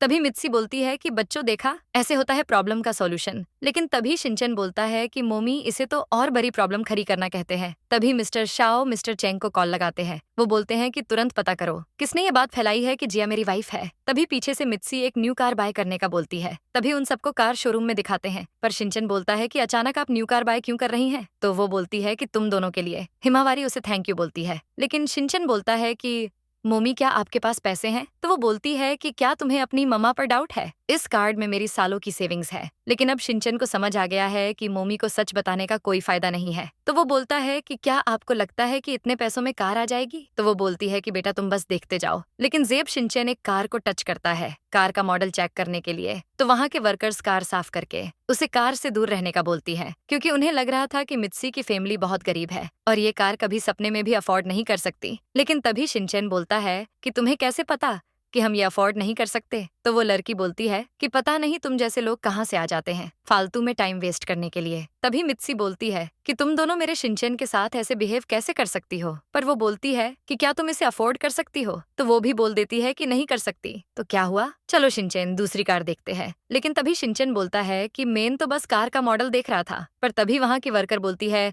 कि तुम्हें तो कार का सी भी नहीं पता होगा अभी, और बोल रहे हो कि कार का मॉडल देख रहे थे। अब शिनचैन की रिस्पेक्ट दाव पर लग गई थी, तो वो डिटेल में पूरी कार की स्पेसिफिकेशन बता देता है, जिससे दोनों लड़कियों के तोते उड़ जाते हैं। मित्सी तो पूछती है कि बेटा तुम्हें इतना सब कैसे पता? लेकिन अब की बार शिनचैन ये रिस्पॉन्सिबिलिटी मिस्टर शाओ को दे देता है। वो बोलता है कि ये सब तो आपको डैडी बताएंगे। अब वो क्या ही बोलते, लेकिन वो बोल देते हैं कि तुम भूल गई क्या, मैं रोज कार मैगजीन्स पढ़ता हूँ, उसमें ये कार भी थी। तो वो बोलती है कि ओके मैं समझ गई, शिनचैन डैडी ने तुम्हें ये बताया है। तो वो दोनों हाँ बोलते हैं। तभी वहाँ डोंग की फैमिली आ जाती है। हुआ बोलती है कि कुछ लोग दिन में ही सपने देख लेते हैं, एक भिखारन से और उम्मीद भी क्या कर सकते हैं। लेकिन तभी हिमावारी बोलती है कि मेरी मोमी ऐसी नहीं है, तुम एक नंबर की बेड आंटी हो। वो उसे मारने जाती है तो डोंग उसे पकड़ लेता है और बोलता कि तुम्हें इतने सालों पाला, लगता है सब वेस्ट में चला गया। मित्सी हिमावारी को छोड़ने का बोलती है, पर वो दोनों उसकी एक नहीं सुनते। लेकिन अब मिस्टर शाओ का पारा हाई हो जाता है। वो बोलते हैं कि मैं तुम्हें लास्ट टाइम चांस दे रहा हूँ, उसे छोड़ दो। तभी हिमावारी उसके हाथ पर बाइट करके भाग जाती है। डोंग उसे मारने आ रहा था, लेकिन मिस्टर शाओ बोल देते कि मेरी बेटी को हाथ मत लगाना वरना अच्छा नहीं होगा। लेकिन तभी डोंग बोलता है कि ये तुम्हारी बेटी है, जिसकी माँ को पता तक नहीं इसके रियल डैड के बारे में। ये तो तुम्हें by one get one free का ऑफर मिल गया। तभी मिस्टर शाओ एक मुक्का मारकर उसका मुंह तोड़ देते हैं। वो तो इतना डर जाता है, हुआ को आगे कर देता है। तो वो बोलती है कि बस मेरे एक ऑन ऑर्डर पर तुम लोगों को यहाँ से गायब करवा दूंगी। मुझे हल्के में ले रहे हो क्या? मिस्टर शाओ मेरे जीजा जी हैं। ये सुनते ही वर्कर तो हैरान रह जाती है। वो तुरंत अपने मैनेजर को बुलाने जाती है। मैनेजर आते ही पूछता है कि मैम आप मिस्टर शाओ की क्या लगती हैं? तो वो बोलती है कि मैं उनकी वाइफ की छोटी बहन हूँ। अब होना क्या था, मैनेजर उन लोगों को चने के झाड़ पर चढ़ा देता है। वो बोलता है कि मैम आपका हमारे शोरूम में स्वागत है, वैसे आप कौन सी कार देखना चाहोगी? लेकिन वो तो बोलती है कि कार वार जाए सब तेल लेने, पहले इन गरीबों को यहाँ से भगाओ। मैनेजर तो उसका पूरा चापलूस ही बन गया था। वो तुरंत वर्कर को उन्हें दूर ले जाने का बोल देता है। तभी वर्कर उन्हें दूसरी कार दिखाने ले जाती है, पर मित्सी गुस्से में उसके पास जाती है। डोंग पर तो उन्हें नीचा दिखाने का भूत सवार था। वो बोलता है कि आज मैं तुम सबको तुम्हारी औकात बताऊंगा।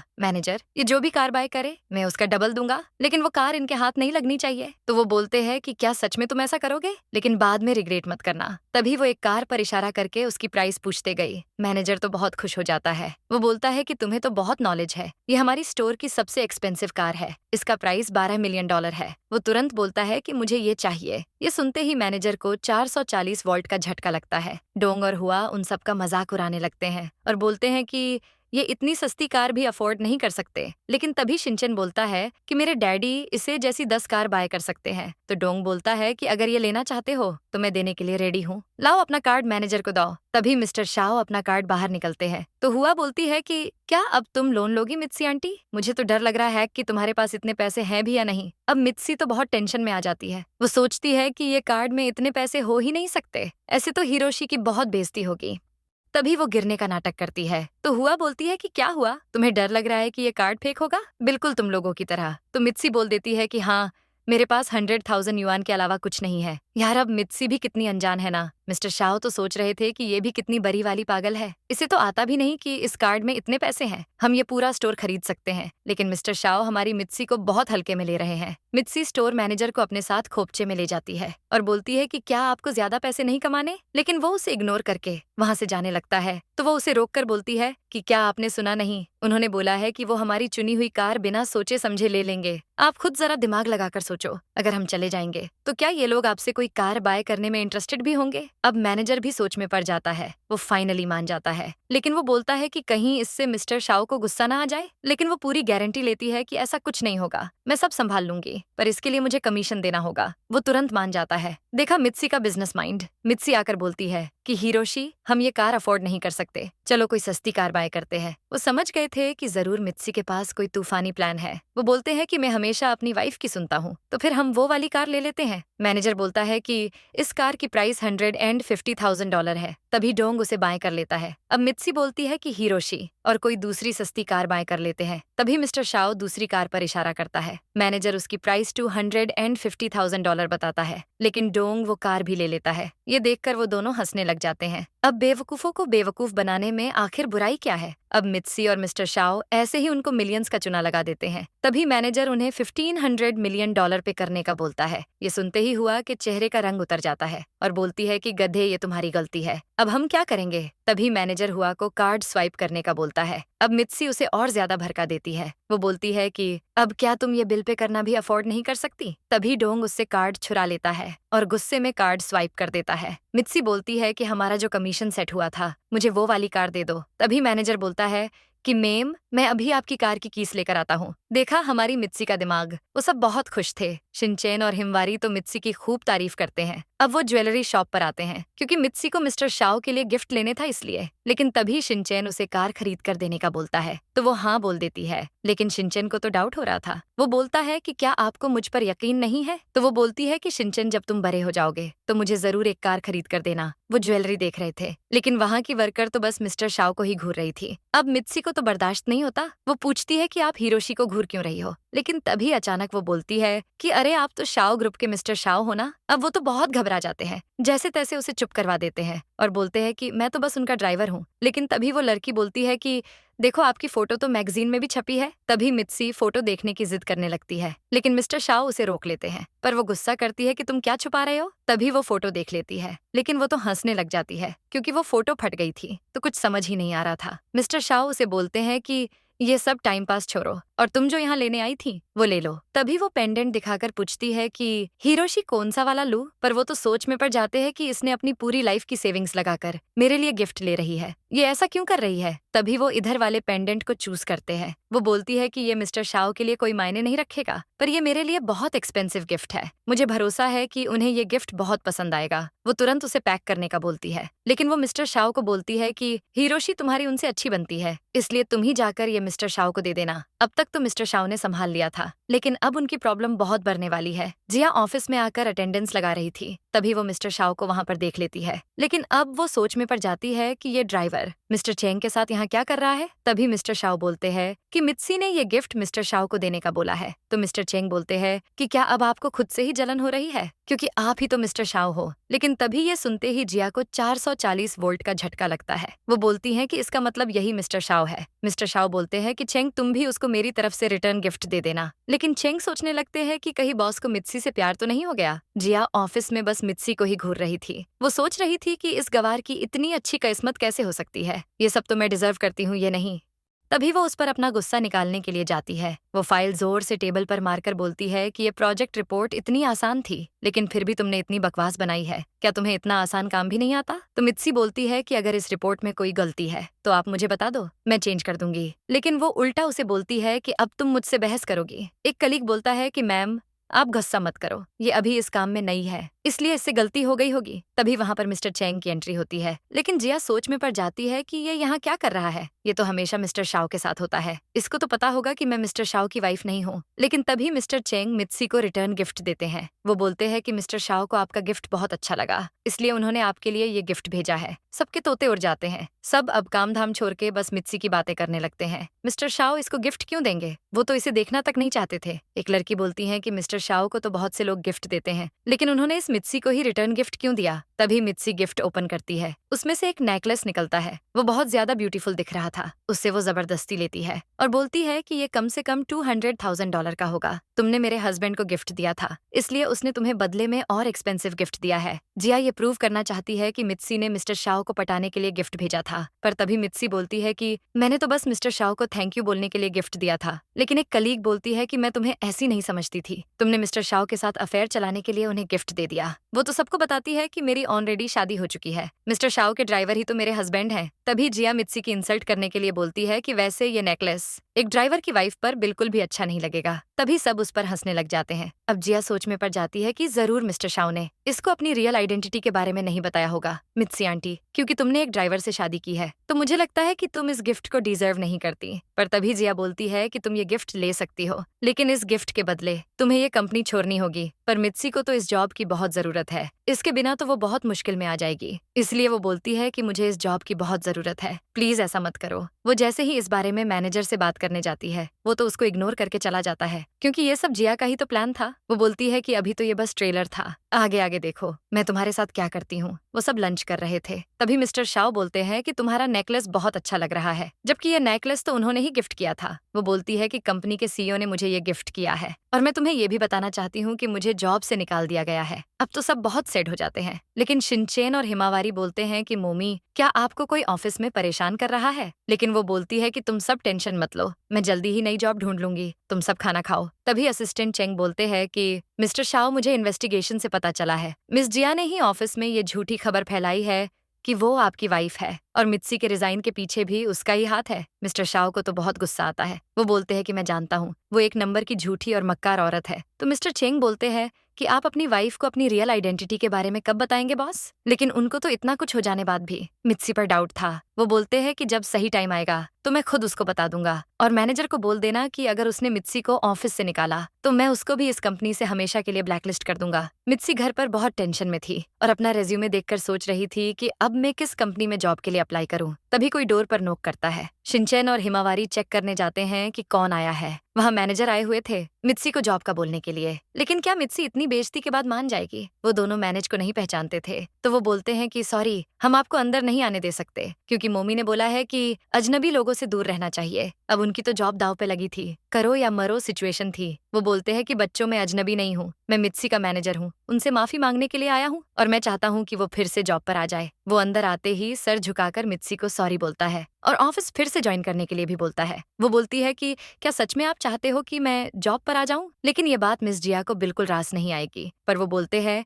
कि मिस्टर शाओ ने खुद बोला है कि आप हमारी कंपनी फिर से ज्वाइन करो। इतनी टैलेंटेड लड़की को हम जॉब से कैसे निकाल सकते हैं? मित्सी, हमारी कंपनी को आपके जैसे लोगों की बहुत जरूरत है और आपकी सैलरी भी डबल कर दी है। वो तो बहुत खुश हो जाती है। वाह, अब हमारी मित्सी के तो मजे ही मजे। अब वो ऑफिस जाएगी। मित्सी ऑफिस में काम कर रही थी, लेकिन जिया तो उसे देखकर पूरी जल भूनकर राख हो जाती है।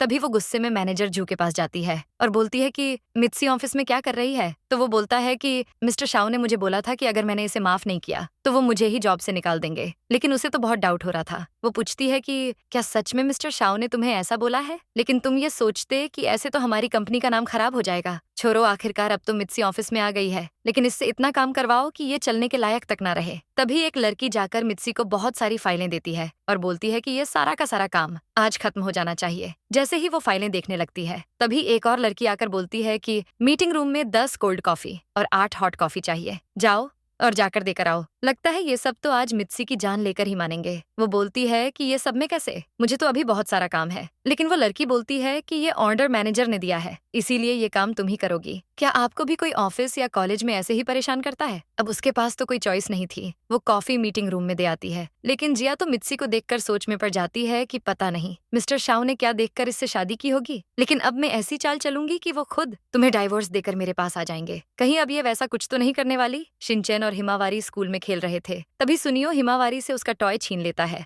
और बोलता है कि तुम और तुम्हारी मोमी 5 साल तक मेरे डैडी के घर में रही हो, पर फिर भी तुम्हारी मोमी वैसी की वैसी ही है। वो बहुत ज्यादा गंदी है, इसे हुआ ने बहुत भड़काया है, इसीलिए ये ऐसा कर रहा है। लेकिन तभी हिमावारी बोलती है कि मेरी मोमी गंदी नहीं है। तभी गुस्से में उसको जोर से धक्का देती है, जिससे वो गिर जाता है। इससे तो उसका ईगो हट हो जाता है। वो बोलता है कि तुम्हारी हिम्मत कैसे हुई मुझे धक्का देने की? तुम जानते भी हो मेरी ड्रेस कितनी एक्सपेंसिव है, तुम लोग तो इसे देखना तक अफोर्ड नहीं करते। पर शिनचैन बोलता है कि ऐसे लो क्वालिटी के कपड़े तो मेरा डॉगी भी नहीं पहनता होगा। तभी अचानक वहाँ पर टीचर आ जाती है। वो तुरंत टीचर को चुगली कर देता है। वो बोलता है कि टीचर, हिमावारी ने मुझे धक्का दिया और ये शिनचैन कब से मेरी बेइज्जती कर रहा है। अब ये टीचर तो इसकी एक नंबर की चापलूस है, थोड़ी देर में आपको भी पता चल जाएगा। वो बोलती है कि तुम दोनों को शर्म आनी चाहिए, तुम मेरे सुनियो के साथ ऐसे बिहेव कर रहे हो। तुम जानते भी हो इसकी माँ ने स्कूल के लिए कितनी डोनेशन दी है, लेकिन तुम दोनों की माँ ने तो डोनेशन के नाम पे आज तक एक फुटी कोरी तक नहीं दी होगी। तो शिनचैन बोलता है कि ये स्कूल इस काबिल ही नहीं है कि हमारी मोमी इसमें डोनेशन करे। अब टीचर को तो और ज्यादा गुस्सा आ जाता है। वो बोलती है कि तुम दोनों ने अपने क्लासमेट को बुली किया है और मेरी बेइज्जती भी की है। अब तुम्हारे पेरेंट्स को बुलाऊंगी। तो शिनचैन बोलता है कि ओके,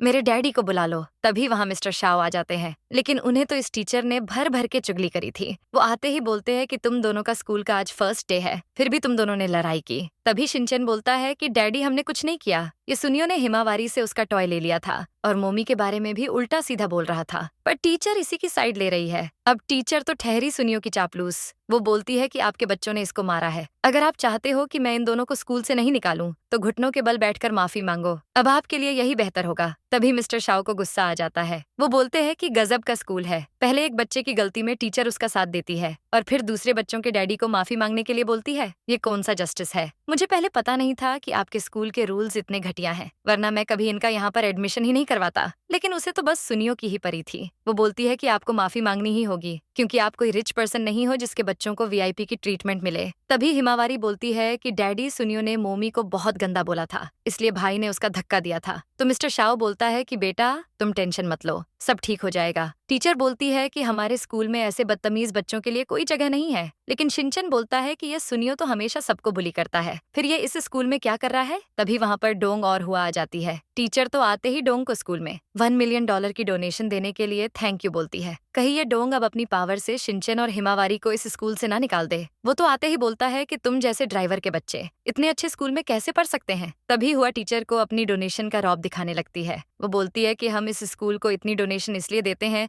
कि यहाँ के स्टूडेंट हमारे बेटे को बुली करें। तो टीचर बोलती है कि मैम, मैं अभी इन दोनों को स्कूल से निकाल दूंगी। लेकिन तभी मिस्टर शाओ बोलते हैं कि जिस स्कूल की टीचर तुम जैसी हो, उस स्कूल का क्या ही फ्यूचर होगा। पर वो बोलती है कि तुम्हारी हिम्मत कैसे हुई मुझे ऐसा बोलने की? तो वो बोलते हैं कि मैंने सच ही तो बोला है। तभी टीचर सिक्योरिटी गार्ड को बुलाती है इनको बाहर निकालने के लिए, लेकिन अब तो शिनचैन के दिमाग की दही हो जाती है। वो बोलता है कि तुम लोग जानते भी हो, तुम किससे ऐसे बात कर रहे हो? मेरे डैडी शाओ ग्रुप के सीईओ हैं। लेकिन डोंग बोलता है कि बेटा तुम मजाक बहुत अच्छा कर लेते हो। मिस्टर शाओ हिमावारी और शिनचैन को बहुत प्यार से बोलते हैं कि तुम दोनों टेंशन मत लो, डैडी है ना यहाँ पर। लेकिन तभी डोंग बोलता है कि वैसे मानना पड़ेगा, हिमावारी किसी और की बेटी है, फिर भी तुम उससे इतना प्यार करते हो। अब तो इस डोंग की खैर नहीं। मिस्टर शाओ उसका गला पकड़ लेते हैं और उन सिक्योरिटी गार्ड को भी बहुत मारते हैं। तभी अचानक वहाँ पर जिया की एंट्री होती है। वो आते ही बोलती है कि ये सब क्या हो रहा है? तो हुआ बोलती है कि दीदी, इसके शिनचैन ने हमारे सुनियो को धक्का दिया था और ये 2 टके का ड्राइवर अब झूठ बोल रहा है कि ये मिस्टर शाओ है। तभी जिया गुस्से में उसको थप्पड़ मारती है।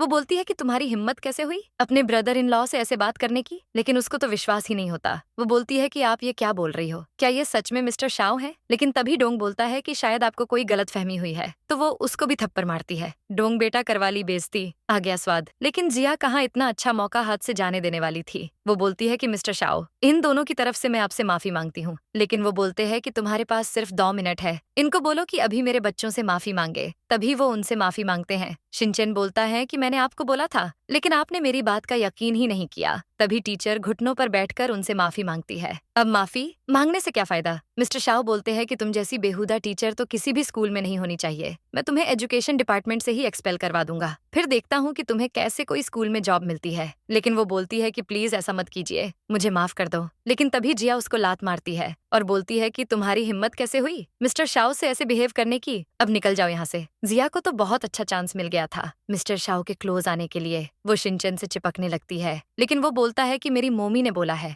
मेकअप पोतने वाली आंटियों से दूर रहना चाहिए, वरना रात में डरावने सपने आते हैं। लेकिन वो तो बोलती है कि बेटा मैं तुम्हारी मोमी हूँ। तो वो बोलता है कि झूठ मत बोलो, तुम मेरी मोमी नहीं हो। लेकिन वो तो मानने का नाम ही नहीं ले रही थी। वो बोलती है कि मैं और तुम्हारे डैडी जल्दी ही शादी करने वाले हैं। तभी वो उसके हाथ पर बाइट करता है और बोलता है कि मेरी मोमी सिर्फ एक है, समझी? ये क्या जिया के साथ तो मोए मोए हो गया। तभी मित्सी वहाँ पर आ जाती है, क्योंकि टीचर ने उसे कॉल कर दिया था बेइज्जती करने के लिए, लेकिन वो जॉब की वजह से थोड़ी लेट आई है। वो आते ही बोलती है कि शिनचैन और हिमावारी, तुम दोनों ठीक हो ना? तुम दोनों को कोई चोट तो नहीं आई? हिमावारी बोलती है कि मोमी हम ठीक हैं, डैडी टाइम पर आ गए थे। मोमी, आप जानती हो डैडी ना, वो बस उनकी रियल आइडेंटिटी एक्सपोज करने ही वाली थी। लेकिन तभी मिस्टर शाओ उसे चुप करवा देते हैं। वो धीरे से उसके कान में बोलते हैं कि अभी ये सब सीक्रेट रखो, नहीं तो तुम्हारी मोमी मुझसे नाराज हो जाएगी। पर मित्सी को डाउट हो जाता है। वो बोलती है कि तुम दोनों ऐसे साइड में जाकर क्या फुसुर फुसुर कर रहे हो? तो हिमावारी बोलती है कि मोमी आप जानती हो डैडी एक सुपरमैन है। मिस्टर शाओ ने तो हिमावारी को भी अपनी टीम में शामिल कर लिया। लेकिन तभी जिया मिस्टर शाओ के पास आकर बोलती है कि अब मिस्टर शाओ को पता है उनको कौन डिजर्व करता करती है, लेकिन मिस्टर शाह उसे इग्नोर करके मित्सी के पास चले जाते हैं। वो बोलते हैं कि मुझे मत सिखाओ कि किसे चूज करना है, मुझे मेरी वाइफ से बहुत प्यार है, वैसे अब हमें डिनर करने जाना है तो तुम चली जाओ। लेकिन वो तो वहां से हिल भी नहीं रही थी। तो शिनचैन बोलता है कि आंटी अगर ज्यादा भूख लगी है तो बता दो,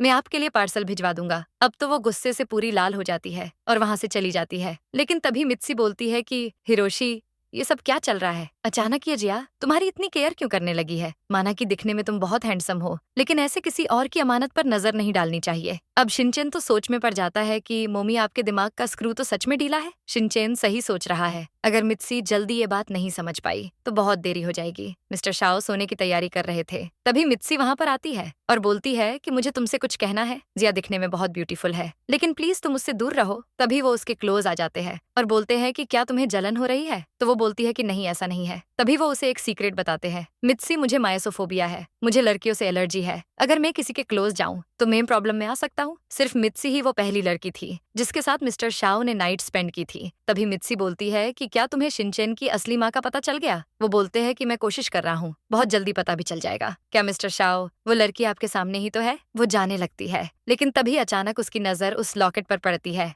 जो उसने मिस्टर शाओ को गिफ्ट किया था। वो बोलती है कि हिरोशी, ये तुम्हारे पास कैसे आया? ये तो मैंने मिस्टर शाओ को गिफ्ट किया था। उनकी पोल तो बस खुलने ही वाली थी, लेकिन तभी अचानक शिनचैन और हिमावारी वहां पर आ जाते हैं। वो दोनों बोलते हैं कि मोमी डैडी हमें आपके साथ सोना है। वो दोनों बहुत जिद करते हैं तो मित्सी मान जाती है, लेकिन वो मिस्टर शाओ को बोलती है कि आप टेंशन मत लो, जैसे ही ये दोनों सो जाएंगे हम दूसरे रूम में चले जाएंगे। लेकिन ये सब तो शिनचैन और हिमावारी का प्लान था। लेकिन तभी शिनचैन बोलता है कि डैडी प्लीज आगे खसको, वरना मैं गिर जाऊंगा। फिर वो दोनों एक दूसरे के बहुत क्लोज आ जाते हैं। मित्सी बोलती है कि बेटा बहुत रात हो गई है, प्लीज सो जाओ। जैसे ही वो दोनों बहुत क्लोज होकर सो जाते हैं, शिनचैन और हिमावारी चुपके से कमरे से चले जाते हैं। नींद में तो वो दोनों एक दूसरे को हक कर लेते हैं और सो जाते हैं। तभी सुबह मिस्टर चेंग आकर शिनचैन और हिमावारी को ब्रेकफास्ट देते हैं। वो बोलते हैं कि लिटिल बॉस मिस्टर शाओ कहाँ है? पर वो उसे बोलता है कि धीरे बोलो, मोमी डैडी सो रहे हैं। चेंग बोलते हैं कि लेकिन आज एक इम्पोर्टेंट मीटिंग है जिसमें बॉस का होना बहुत जरूरी है। लेकिन शिनचैन बोलता है कि डैडी फिर कभी मीटिंग में चले जाएंगे, पर आज मैं चाहता हूँ कि वो मेरी मोमी के साथ टाइम स्पेंड करें। लेकिन तभी मिस्टर शाओ की नींद खुल जाती है और बोलते हैं कि मित्सी बच्चे कहाँ हैं? लेकिन वो तो सो रही थी। वो नींद में बोलती है कि इतनी सुंदर लड़की तुम्हारे पास है, फिर भी तुम बच्चों का पूछकर टाइम वेस्ट कर रहे हो। 6 साल पहले जो कुछ हुआ, अगर वो आदमी मुझे मिल जाए तो मैं उसकी टांगे तोड़ दूंगी। तभी उसकी आंख खुल जाती है। वो पूछते हैं कि तुम ये नींद में क्या बोल रही थी? 6 साल पहले क्या हुआ था? वो बोलती है कि जो भी हुआ था मैं तुम्हें क्यों बताऊं? ये मत भूलो कि हमारा रिश्ता सिर्फ एक समझौता है। वो जाने लगती है, लेकिन तभी वो उसको पकड़ लेते हैं। तभी अचानक उसकी नजर उसके चेस्ट पर जो तिल है उस पर पड़ती है। वो तो सोच में पड़ जाती है कि ये तिल मुझे जाना पहचाना सा क्यों लग रहा है। वो उसको किस करने लगते हैं, लेकिन तभी शिनचैन और हिमावारी वहां पर आ जाते हैं तो वो दोनों तुरंत एक दूसरे से दूर हो जाते हैं। मित्सी बोलती है कि शिनचैन और हिमावारी, चलो मैं तुम्हें ब्रेकफास्ट देती हूँ। पर तभी उसकी नजर मिस्टर चेंग पर पड़ती है। वो बोलती है कि आप यहाँ क्या कर रहे हो? तो वो बोलते हैं कि मैं हमारे ड्राइवर हिरोशी को लेने आया था। अब उसे तो बहुत हंसी आ रही थी, लेकिन मिस्टर शाओ बोलता है कि तुम इतना हंस क्यों रहे हो? अगर तुमने अभी हंसना बंद नहीं किया तो मैं तुम्हारी सैलरी कट कर दूंगा। तो वो चुप हो जाते हैं, पर वो बोलते हैं कि आज एक बहुत इंपॉर्टेंट मीटिंग है, इसलिए मैं आपको लेने आया हूँ। मिस्टर शाओ बोलते हैं कि ठीक है, लेकिन तुम इन्वेस्टिगेशन करो कि 6 साल पहले होटल में क्या हुआ था और वो लड़की कौन थी जिसके साथ मैंने वहां नाइट स्पेंड की थी। मित्सी ऑफिस में काम कर रही थी। तभी शिनचैन उसको कॉल लगाता है। वो हाल चाल पूछता है। मित्सी बोलती है कि मैं ठीक हूँ, लेकिन तभी एक कलीग आकर बोलती है कि वेयर हाउस में कुछ जरूरी काम है, तुम अभी मेरे साथ चलो। लेकिन वेयर हाउस पूछते ही वो उसको पीछे से धक्का देकर रूम लॉक कर देती है। जरूर ये जिया की ही चाल होगी, लेकिन अब मित्सी का क्या होगा? आखिर ये जिया करने क्या वाली है? वो बहुत ज्यादा डर जाती है। वो तो मिस्टर शाओ को कॉल भी करती है, लेकिन वहां पर सिग्नल ही नहीं आ रहा था। देखा, हमारा शक बिल्कुल सही था। जिया डोंग के पास जाकर बोलती है कि मैंने मित्सी को वेयर हाउस में लॉक कर दिया है, मैं चाहती हूँ कि तुम उसके साथ एंजॉय करो, तभी आकर मैं अपनी चाल चलूंगी। यहाँ घर पर शिनचैन और हिमावरी बहुत टेंशन में आ जाते हैं। शिनचैन बोलता है कि मोमी अभी तक क्यों नहीं आई डैडी? मुझे बहुत डर लग रहा है। डैडी, मोमी आज तक कभी इतनी लेट घर नहीं आई। मुझे लगता है कि हमें उनको ढूंढने के लिए जाना चाहिए। तभी कोई डोर नॉक करता है। हिमावारी बहुत खुश हो जाती है। वो बोलती है कि जरूर मोमी आई होगी, लेकिन तभी वहां पर जिया की एंट्री होती है। वो सब तो शॉक्ड हो जाते हैं। शिनचैन बोलता है कि आंटी, तुम यहाँ पर क्या कर रही हो? तो वो बोलती है कि मैं तुम्हारे डैडी के लिए चिकन सूप लेकर आई हूँ। लेकिन मिस्टर शाओ बोलते हैं कि मुझे इसकी जरूरत नहीं है, तुम अभी जाओ यहाँ से। लेकिन तभी वो अपने मैन पॉइंट पर आ जाती है। वो बोलती है कि मैं तो तुम्हें सिर्फ ये बताने आई थी, मैंने शिया को ऑफिस की छुट्टी के बाद अपने एक्स हस्बैंड यानी डोंग के साथ देखा था। मित्सी वेयर हाउस से बाहर निकलने की कोशिश कर रही थी, लेकिन तभी वहाँ पर डॉग की एंट्री होती है। मित्सी उसे वहाँ पर देखकर हैरान रह जाती है।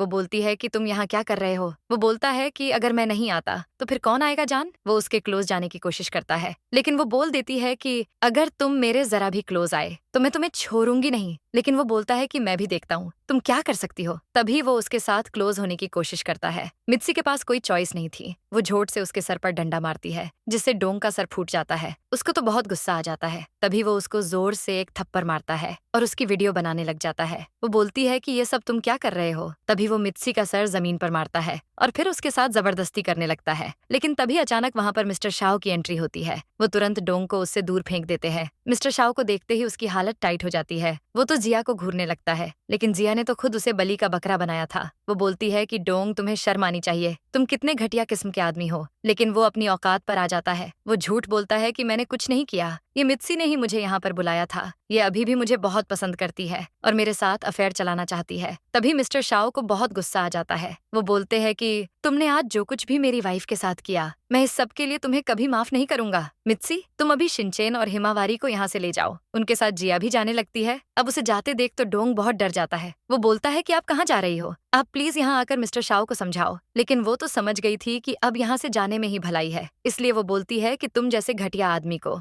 ऐसी सजा मिलना बहुत जरूरी है। उनके जाने के बाद मिस्टर शाओ डोंग को बहुत मारते हैं, उसकी तबीयत से धुलाई करते हैं। तभी मित्सी शिनचेन से पूछती है कि क्या सच में तुम्हारे डैडी शाओ ग्रुप के सीईओ है? अब वो तो स्टार्टिंग से समझा समझा कर थक गया था। इस बार वो तुरंत उसे हाँ बोलता है। तभी मिस्टर शाओ आते ही पूछते हैं कि तुम उसके साथ यहाँ अकेले कर क्या रही थी? लेकिन मित्सी को तो झूठ से बहुत नफरत है। वो बोलती है कि मिस्टर शाओ, तुमने मुझसे झूठ बोला, तुम कोई ड्राइवर नहीं हो, तुमने मुझे अपनी रियल आइडेंटिटी क्यों नहीं बताई? उन दोनों को लड़ता हुआ देख हिमावारी बहुत अपसेट हो जाती है। वो बोलती है कि डैडी मोमी से क्यों लड़ रहे हैं, चलो मोमी हम चलते हैं यहाँ से। शिनचेन तो उन दोनों को रोकने का बहुत ट्राई करता है, लेकिन मित्सी हिमावारी को लेकर वहाँ से चली जाती है। शिनचेन बोलता है कि डैडी मोमी इनोसेंट है, मैं ये सच आपके सामने लाकर ही रहूंगा। तभी असिस्टेंट चेंग शिनचेन को बोलता है कि लिटिल बॉस, मैंने सारी इन्वेस्टिगेशन कर ली है, उस जिया ने ही सब प्लानिंग की थी और डोंग ने भी ये सब उसके कहने पर ही किया था। लिटिल बॉस, ये जानने के बाद अब आप क्या करने वाले हो? तो वो बोलता है कि सबसे पहले तुम जाकर ये सब डैडी को बताओ, फिर मैं जाकर इस बारे में उनसे बात करूंगा। तभी शिनचेन बोलता है कि डैडी चेंग अंकल ने आपको सब बता ही दिया होगा, मोमी इनोसेंट है, इस सब में उनकी कोई गलती नहीं है, ये सब उस मेकअप की दुकान की प्लान था। लेकिन अब बात उनके हाथ से निकल गई थी, अब मित्सी बहुत दूर जा चुकी होगी। असिस्टेंट चेंग आकर बोलते हैं कि बॉस, आपकी वाइफ ने कंपनी से रिजाइन दे दिया है, लेकिन पहले आप ये दूसरा वाला देखिए। शिनचेन बोलता है कि ये दूसरा वाला किस चीज का है? तभी मिस्टर शाओ उसे खोल कर देखते हैं तो हैरान रह जाते हैं। वो डाइवोर्स पेपर्स थे। शिनचेन बहुत टेंशन में आ जाता है। वो सोच में पड़ जाता है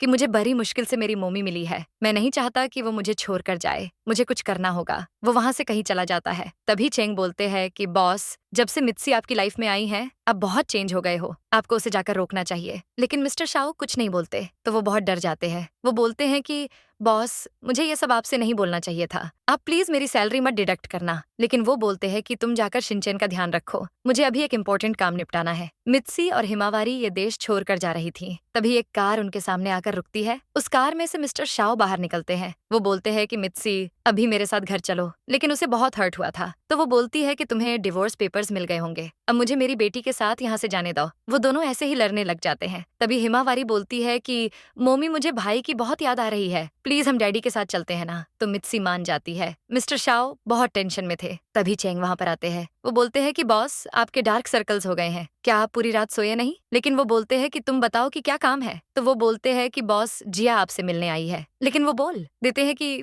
मुझे उससे नहीं मिलना, जाओ जाकर उसे ये बता दो। जिया को पता था कि उसका प्लान जरूर काम किया होगा, इसीलिए वो यहाँ मिस्टर शाओ पर दौरे डालने आई थी। वह अंदर जाने वाली थी, लेकिन तभी मिस्टर चेंज आकर उसे रोक देते हैं। वो बोलते हैं कि बॉस आपसे नहीं मिलना चाहते, पर वो बोलती है कि मैं उनकी फियांसे हूँ, ऐसे कैसे नहीं मिलने दोगे? तो वो बोलते हैं कि मेरे बॉस मैरिड है, इसीलिए तुम यहाँ से जा सकती हो। तभी जिया बोलती है कि मिस्टर शाओ से शादी करने के बाद सबसे पहले मैं इस लॉयल कुत्ते को इस कंपनी से निकालूंगी। तभी एक लड़का आकर बोलता है कि जिया तुम्हारे साथ ये सब हो रहा है, देखकर बहुत बुरा लगा यार। वो बोलती है कि तुम कौन हो? तभी वो अपना मास्क हटाता है और बोलता है कि मैं जीन हूँ। ये मिस्टर शाओ का स्टेप ब्रदर है जो कि एक नंबर का अय्याश और लड़कीबाज है।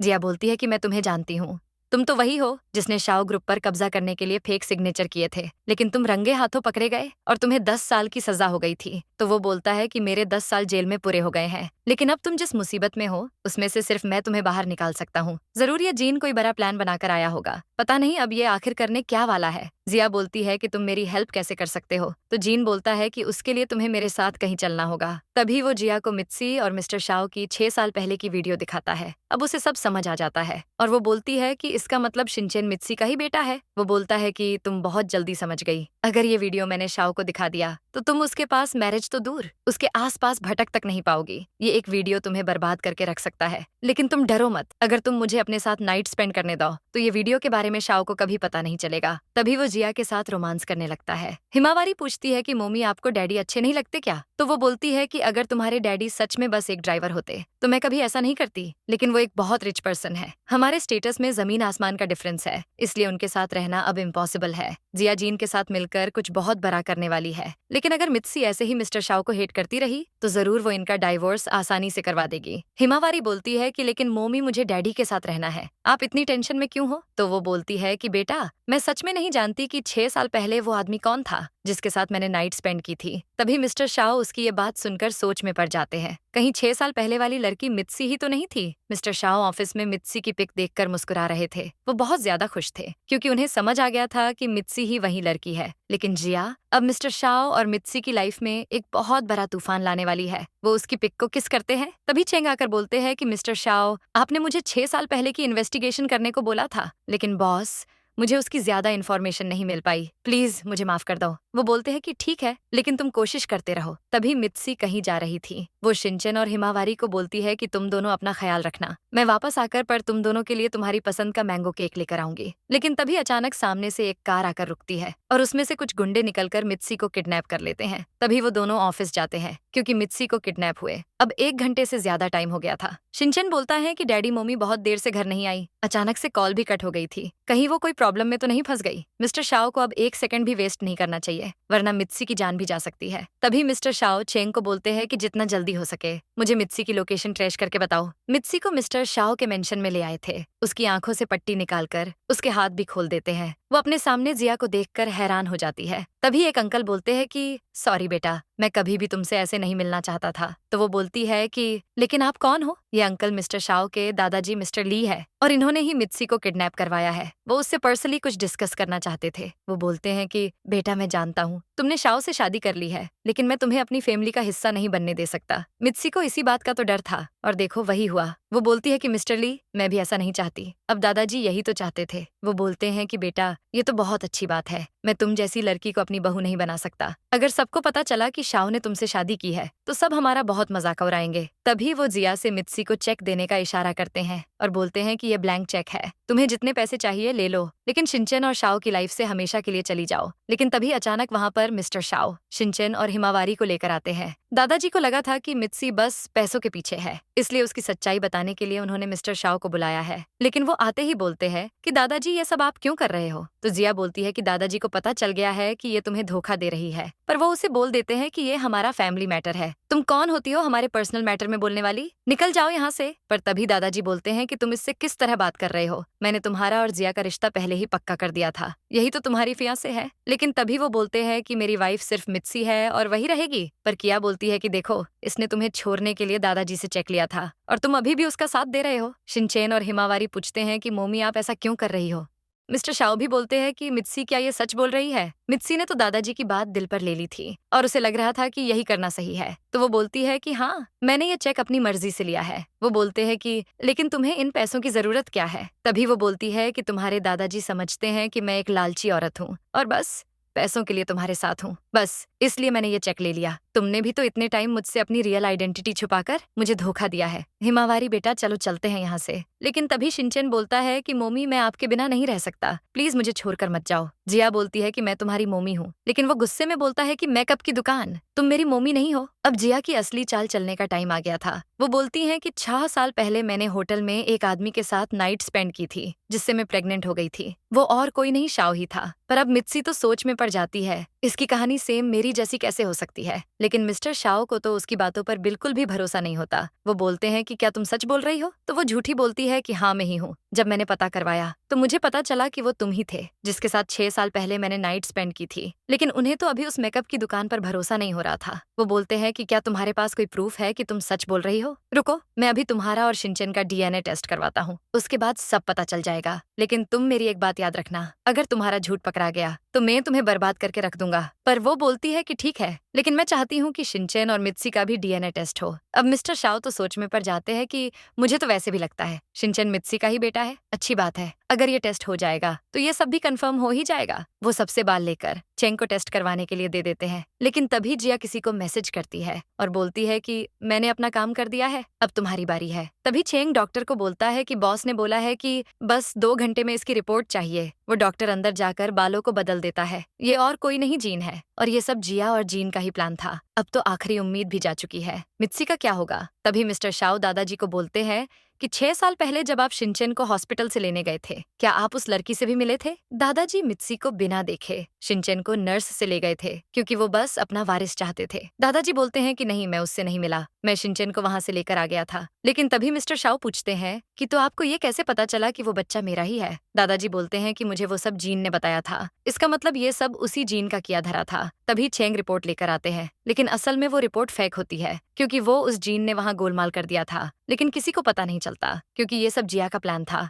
मिस्टर शाओ तो वो रिपोर्ट देखते ही नीचे फेंक देते हैं। अब सबको मिस्टर शाओ का रिएक्शन देखकर समझ आ जाता है। हिमावारी बोलती है कि मोमी क्या शिनचैन मेरा भाई नहीं है अब? तभी शिनचैन बोलता है कि नहीं, मेरी मोमी तो आप ही हो, आप मुझे छोड़कर कहीं नहीं जा सकती। वो रोने लग जाता है, लेकिन तभी अचानक उसके नाक से खून निकलने लग जाता है और वो बेहोश हो जाता है। मित्सी बहुत ज्यादा डर जाती है। मिस्टर शाओ और वो शिनचैन को तुरंत हॉस्पिटल ले जाते हैं। शिनचैन बोलता है कि मोमी आप मुझे छोड़कर नहीं जाओगी ना? वो बोलती है कि हाँ बेटा, मैं हमेशा तुम्हारे साथ ही रहूंगी। मेरा प्यारा शिनचैन जल्दी ही ठीक हो जाएगा। तभी डॉक्टर आकर बोलती है कि हमें इसका इलाज जल्दी करना होगा, इसको एक्यूट ल्यूकीमिया है। लेकिन तभी अचानक वहां पर जिया आती है और बोलती है कि तुम मुझसे शादी कर लो, जैसे ही हमारा बेबी होगा हम उसके अम्बिलिकल कॉर्ड से इसकी जान बचाएंगे। डॉक्टर बोलती है कि ये ठीक बोल रही है। तभी जिया बोलती है कि बस तुम्हारे पास कुछ टाइम है सोचने के लिए, अभी मैं जा रही हूँ। ये सब प्लान जिया और जीन ने मिलकर बनाया था। अब उन्होंने मिस्टर शाओ को पूरी तरह से अपने जाल में फंसा लिया है। अब ये और कौन सी चाल चलने वाले हैं? जीन जिया को बोलता है कि अगर मेरा बच्चा हो गया मैं फिर भी उसे कुत्ते के पिल्ले को नहीं बचाऊंगा। तभी मित्सी मिस्टर शाओ को डिवोर्स पेपर देती है और बोलती है कि तुमने बोला था जब तुम्हें शिनचैन की रियल मोमी मिल जाएगी तब तुम मुझे छोड़ दोगे, इसलिए डिवोर्स पेपर्स पर साइन कर दो।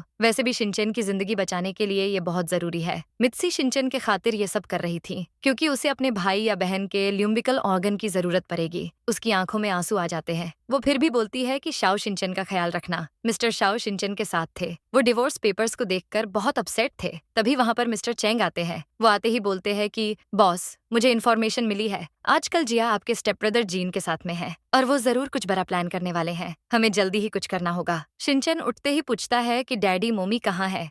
तो वो बोलते हैं कि शिनचैन तुम्हारी मोमी किसी काम से गई है, वो अभी आ जाएंगी। लेकिन वो बोलता है कि आप झूठ बोल रहे हैं, मैं जानता हूँ कि मोमी मुझे छोड़कर चली गई है, अब वो मुझसे प्यार भी नहीं करती। लेकिन मित्सी और हिमावारी बाहर से शिनचैन को देख रहे थे। हिमावारी बोलती है कि मोमी मेरा भाई ठीक तो हो जाएगा ना? वो बोलती है कि हाँ, तुम्हारा भाई बिल्कुल ठीक हो जाएगा। तभी अनन की तबीयत बहुत ज्यादा खराब हो जाती है। मिस्टर शाओ तुरंत डॉक्टर को बुलाते हैं। जिया के नेक्स्ट प्लान का टाइम आ गया था, लेकिन उसकी ये चाल सब बर्बाद करके रख देगी। वो आते बोलती है कि शिनचैन की कंडीशन बहुत ज्यादा सीरियस हो गई है, लेकिन अभी भी तुमने शादी के बारे में कुछ नहीं सोचा। लेकिन वो बोल देते हैं कि ठीक है, हम टेस्ट ट्यूब बेबी प्लान कर लेते हैं। पर ऐसा करने से तो जिया का पूरा प्लान चौपट हो जाता, इसलिए वो बोलती है कि ऐसा नहीं हो सकता, मुझे शादी करनी है तुमसे। मित्सी और हिमावारी बहुत डर गए थे। तभी मित्सी से शाओ बोलते हैं कि तुम टेंशन मत लो, सब ठीक हो जाएगा। पर मित्सी बोलती है कि ये तो बहुत अच्छी बात है कि तुम जिया से शादी करने वाले हो। तभी वो उन्हें बधाई देने के लिए हाथ आगे बढ़ाती है, लेकिन वो हाथ नहीं मिलाते। तभी जिया जीन को कॉल लगाती है। वो बोलती है कि शाओ मुझसे शादी करने के लिए तैयार हो गया है, लेकिन जीन बोलता है कि तुमने मुझसे जो वादा किया था बेबी वो याद तो है ना। लेकिन वो बोलती है कि मुझे अब किसी वादे से घंटा फर्क नहीं पड़ता, क्योंकि मुझे मिस्टर ली की बहू बनना था और वो मैं अब बन जाऊंगी। जिया की ये आखिरी चाल सबसे घातक होने वाली है। अब पता नहीं मिस्टर शाओ इसके जाल से कैसे बचेंगे। जिया मित्सी को ड्रिंक में कुछ मिलाकर देती है, बस इसी चीज की कमी थी। लगा नहीं था कि ये इस हद तक गिर जाएगी। मिस्टर शाओ को ड्रिंक पीते ही चक्कर आने लगते हैं। तभी वो नशे में मिस्टर शाओ के साथ मित्सी को बेड पर लेटा देता है और बोलता है कि 6 साल पहले जो कुछ हुआ था वो आज फिर से रिपीट कर देते हैं। ये मित्सी और मिस्टर शाओ का फायदा उठाना चाहते हैं। इससे किसी को पता नहीं चलेगा कि मिस्टर शाओ का होने वाला बेटा या बेटी उनकी नहीं है, क्योंकि शिनचेन और मित्सी का डीएनए सेम है। जीन जिया को लेकर चला जाता है वहां से। प्लान तो बहुत अच्छा बनाया था, बस मिस्टर शाओ को जरा हल्के में ले लिया। तभी अचानक मिस्टर शाओ आंखें खोल लेते हैं। वो सोच रहे थे कि अच्छा हुआ चेंग ने वो बोतल पहले ही चेंज कर दी थी, पर तभी उनकी नजर मित्सी पर पड़ती है। उन्होंने जिया और जीन की सारी बातें सुन ली थीं। वो तो बहुत खुश हो जाते हैं और बोलते हैं कि मैं आज बहुत बहुत खुश हूँ, ये जानकर कि 6 साल पहले मैंने जिस लड़की के साथ नाइट स्पेंड की थी वो तुम ही थी। तभी वो दोनों एक साथ नाइट स्पेंड कर लेते हैं। सुबह उठते ही वो अपना हुलिया देखकर शर्मा जाती है और बोलती है कि शाओ तुम यहाँ क्या कर रहे हो। वो बोलते हैं कि क्या इस सबसे, अब तुम्हें 6 साल पहले जो कुछ हुआ वो याद आया या नहीं। मित्सी अब तो समझ जाओ यार। शिनचेन तो समझाते समझाते थक गया था, लेकिन मिस्टर शाओ की तो बात मान लो। वो बोलती है कि क्या मतलब 6 साल पहले वो आदमी तुम ही थे, यानी वो मेकअप की दुकान झूठ बोल रही थी। तो वो हाँ बोलते हैं। चलो मित्सी का स्क्रू अब ढीला नहीं रहा। वो बोलते हैं कि मेरी जिंदगी में सिर्फ एक ही लड़की है और वो सिर्फ तुम ही हो। तभी चेंग अपने गार्ड्स के साथ उस जीन के पास आते हैं और जीन को पकड़ लेते हैं। वो बोलते हैं कि भाई बहुत टाइम बाद मुलाकात हो रही है, जेल में तो खूब मजे किए होंगे, चलो अब फिर से शेयर करवा कर लाता हूँ। तभी चेंग गार्ड्स को उसे जेल ले जाने के लिए बोलते हैं, लेकिन वो जीन बोलता है कि तुम मेरे साथ जो कर रहे हो मैं ये दादाजी को बताऊंगा। अब क्या दादाजी इस झंडू से मिलने जेल में आएंगे। मिस्टर शाओ और मित्सी साथ थे। तभी जिया वहां पर आती है, लेकिन आते ही बोलती है कि मित्सी तुम मेरे घर में क्या कर रही हो, अभी निकलो मेरे घर से। ये लो, इसकी नौटंकी अभी भी खत्म होने का नाम नहीं लेकिन रही। मिस्टर शाओ बोलते हैं कि वैसे कल रात तुम जीन के साथ थी ना, तुम्हें उसके साथ नाइट स्पेंड करके कैसा लगा, पर तुम तो मुझसे बहुत प्यार करती थी ना। तभी अचानक वो मित्सी को पकड़ लेती है और बोलती है कि भीख मंगी ये सब तुम्हारी वजह से हो रहा है, तुमने मेरी जिंदगी बर्बाद करके रख दी। लेकिन तभी मिस्टर शाओ उसे धक्का दे देते हैं और बोलते हैं कि वैसे बहुत अच्छा हुआ, तुम्हारी वजह से मुझे पता चल गया कि 6 साल पहले वो लड़की मित्सी ही थी, लेकिन ये जहरीली नागिन अभी भी उसका जहर फैलाने में लगी थी। वो बोलती है कि शिनचेन तुम्हारा बेटा है, तो फिर ये हिमावारी किस जंगली की बेटी है। लेकिन वो बोलती है कि मेरे लिए सिर्फ ये इम्पोर्टेंट है कि ये शिनचेन की माँ है, तुम तो नागिन से भी ज्यादा जहरीली हो, अभी भी अपना जहर उगल रही हो, निकल जाओ मेरे सामने से वरना अच्छा नहीं होगा। वो अपनी फूल टू बेइज्जती करवा के वहां से चली जाती है। तभी मित्सी शिनचेन को बोलती है कि मैं तुम्हारे लिए तुम्हारी पसंद का खाना बनाकर लाई हूँ। वैसे बेटा तुम्हारा बर्थडे आ रहा है, तुम्हें क्या गिफ्ट चाहिए। तो वो बोलता है कि मैं चाहता हूँ कि मोमी आप हमेशा मेरे साथ रहो, अब मुझे कभी छोड़कर मत जाना। तो वो बोलती है कि मैं अब तुम्हें कभी छोड़कर नहीं जाऊंगी बेटा। तभी मिस्टर चेंग हिमावारी और मिस्टर शाओ की डीएनए टेस्ट रिपोर्ट लेकर आते हैं, जिससे पता चलता है कि वो मिस्टर शाओ की ही बेटी है। ऐसा इसलिए हुआ क्योंकि शिनचेन और हिमावारी ट्विंस है। मिस्टर शाओ तो बहुत खुश हो जाते हैं और बोलते हैं कि देखा मुझे पता था कि ये दोनों ट्विंस ही होंगे, अब तो मित्सी को बहुत बड़ा सरप्राइज मिलने वाला है। मिस्टर शाओ मित्सी की आंखों पर हाथ रखे हुए थे। हिमावारी उन्हें बुके देती है। तभी मिस्टर शाओ न्यूज डाउन होकर बोलते हैं कि मुझे पता चल चुका है, शिनचेन और हिमावारी हमारे ही बच्चे हैं। मैं चाहता हूँ कि अब हम एक हैप्पी फैमिली बनकर रहें। तभी वो उसे रिंग पहनाकर प्रपोज कर देते हैं और बोलते हैं कि मित्सी क्या तुम अपने हिरोशी का परमानेंट सरदर्द बनने के लिए रेडी हो। तो वो तुरंत हाँ बोल देती है। लेकिन तभी शिनचेन बोलता है कि डैडी मोमी से इतना प्यार करते हैं कि पूरे $10 मिलियन की रिंग गिफ्ट की है। लेकिन मित्सी बोलती है कि हिरोशी तुम ये फैजुल खर्ची कब बंद करोगे। अरे यार ये मित्सी इतने पैसे क्या अपनी कब्र में ले जाएगी।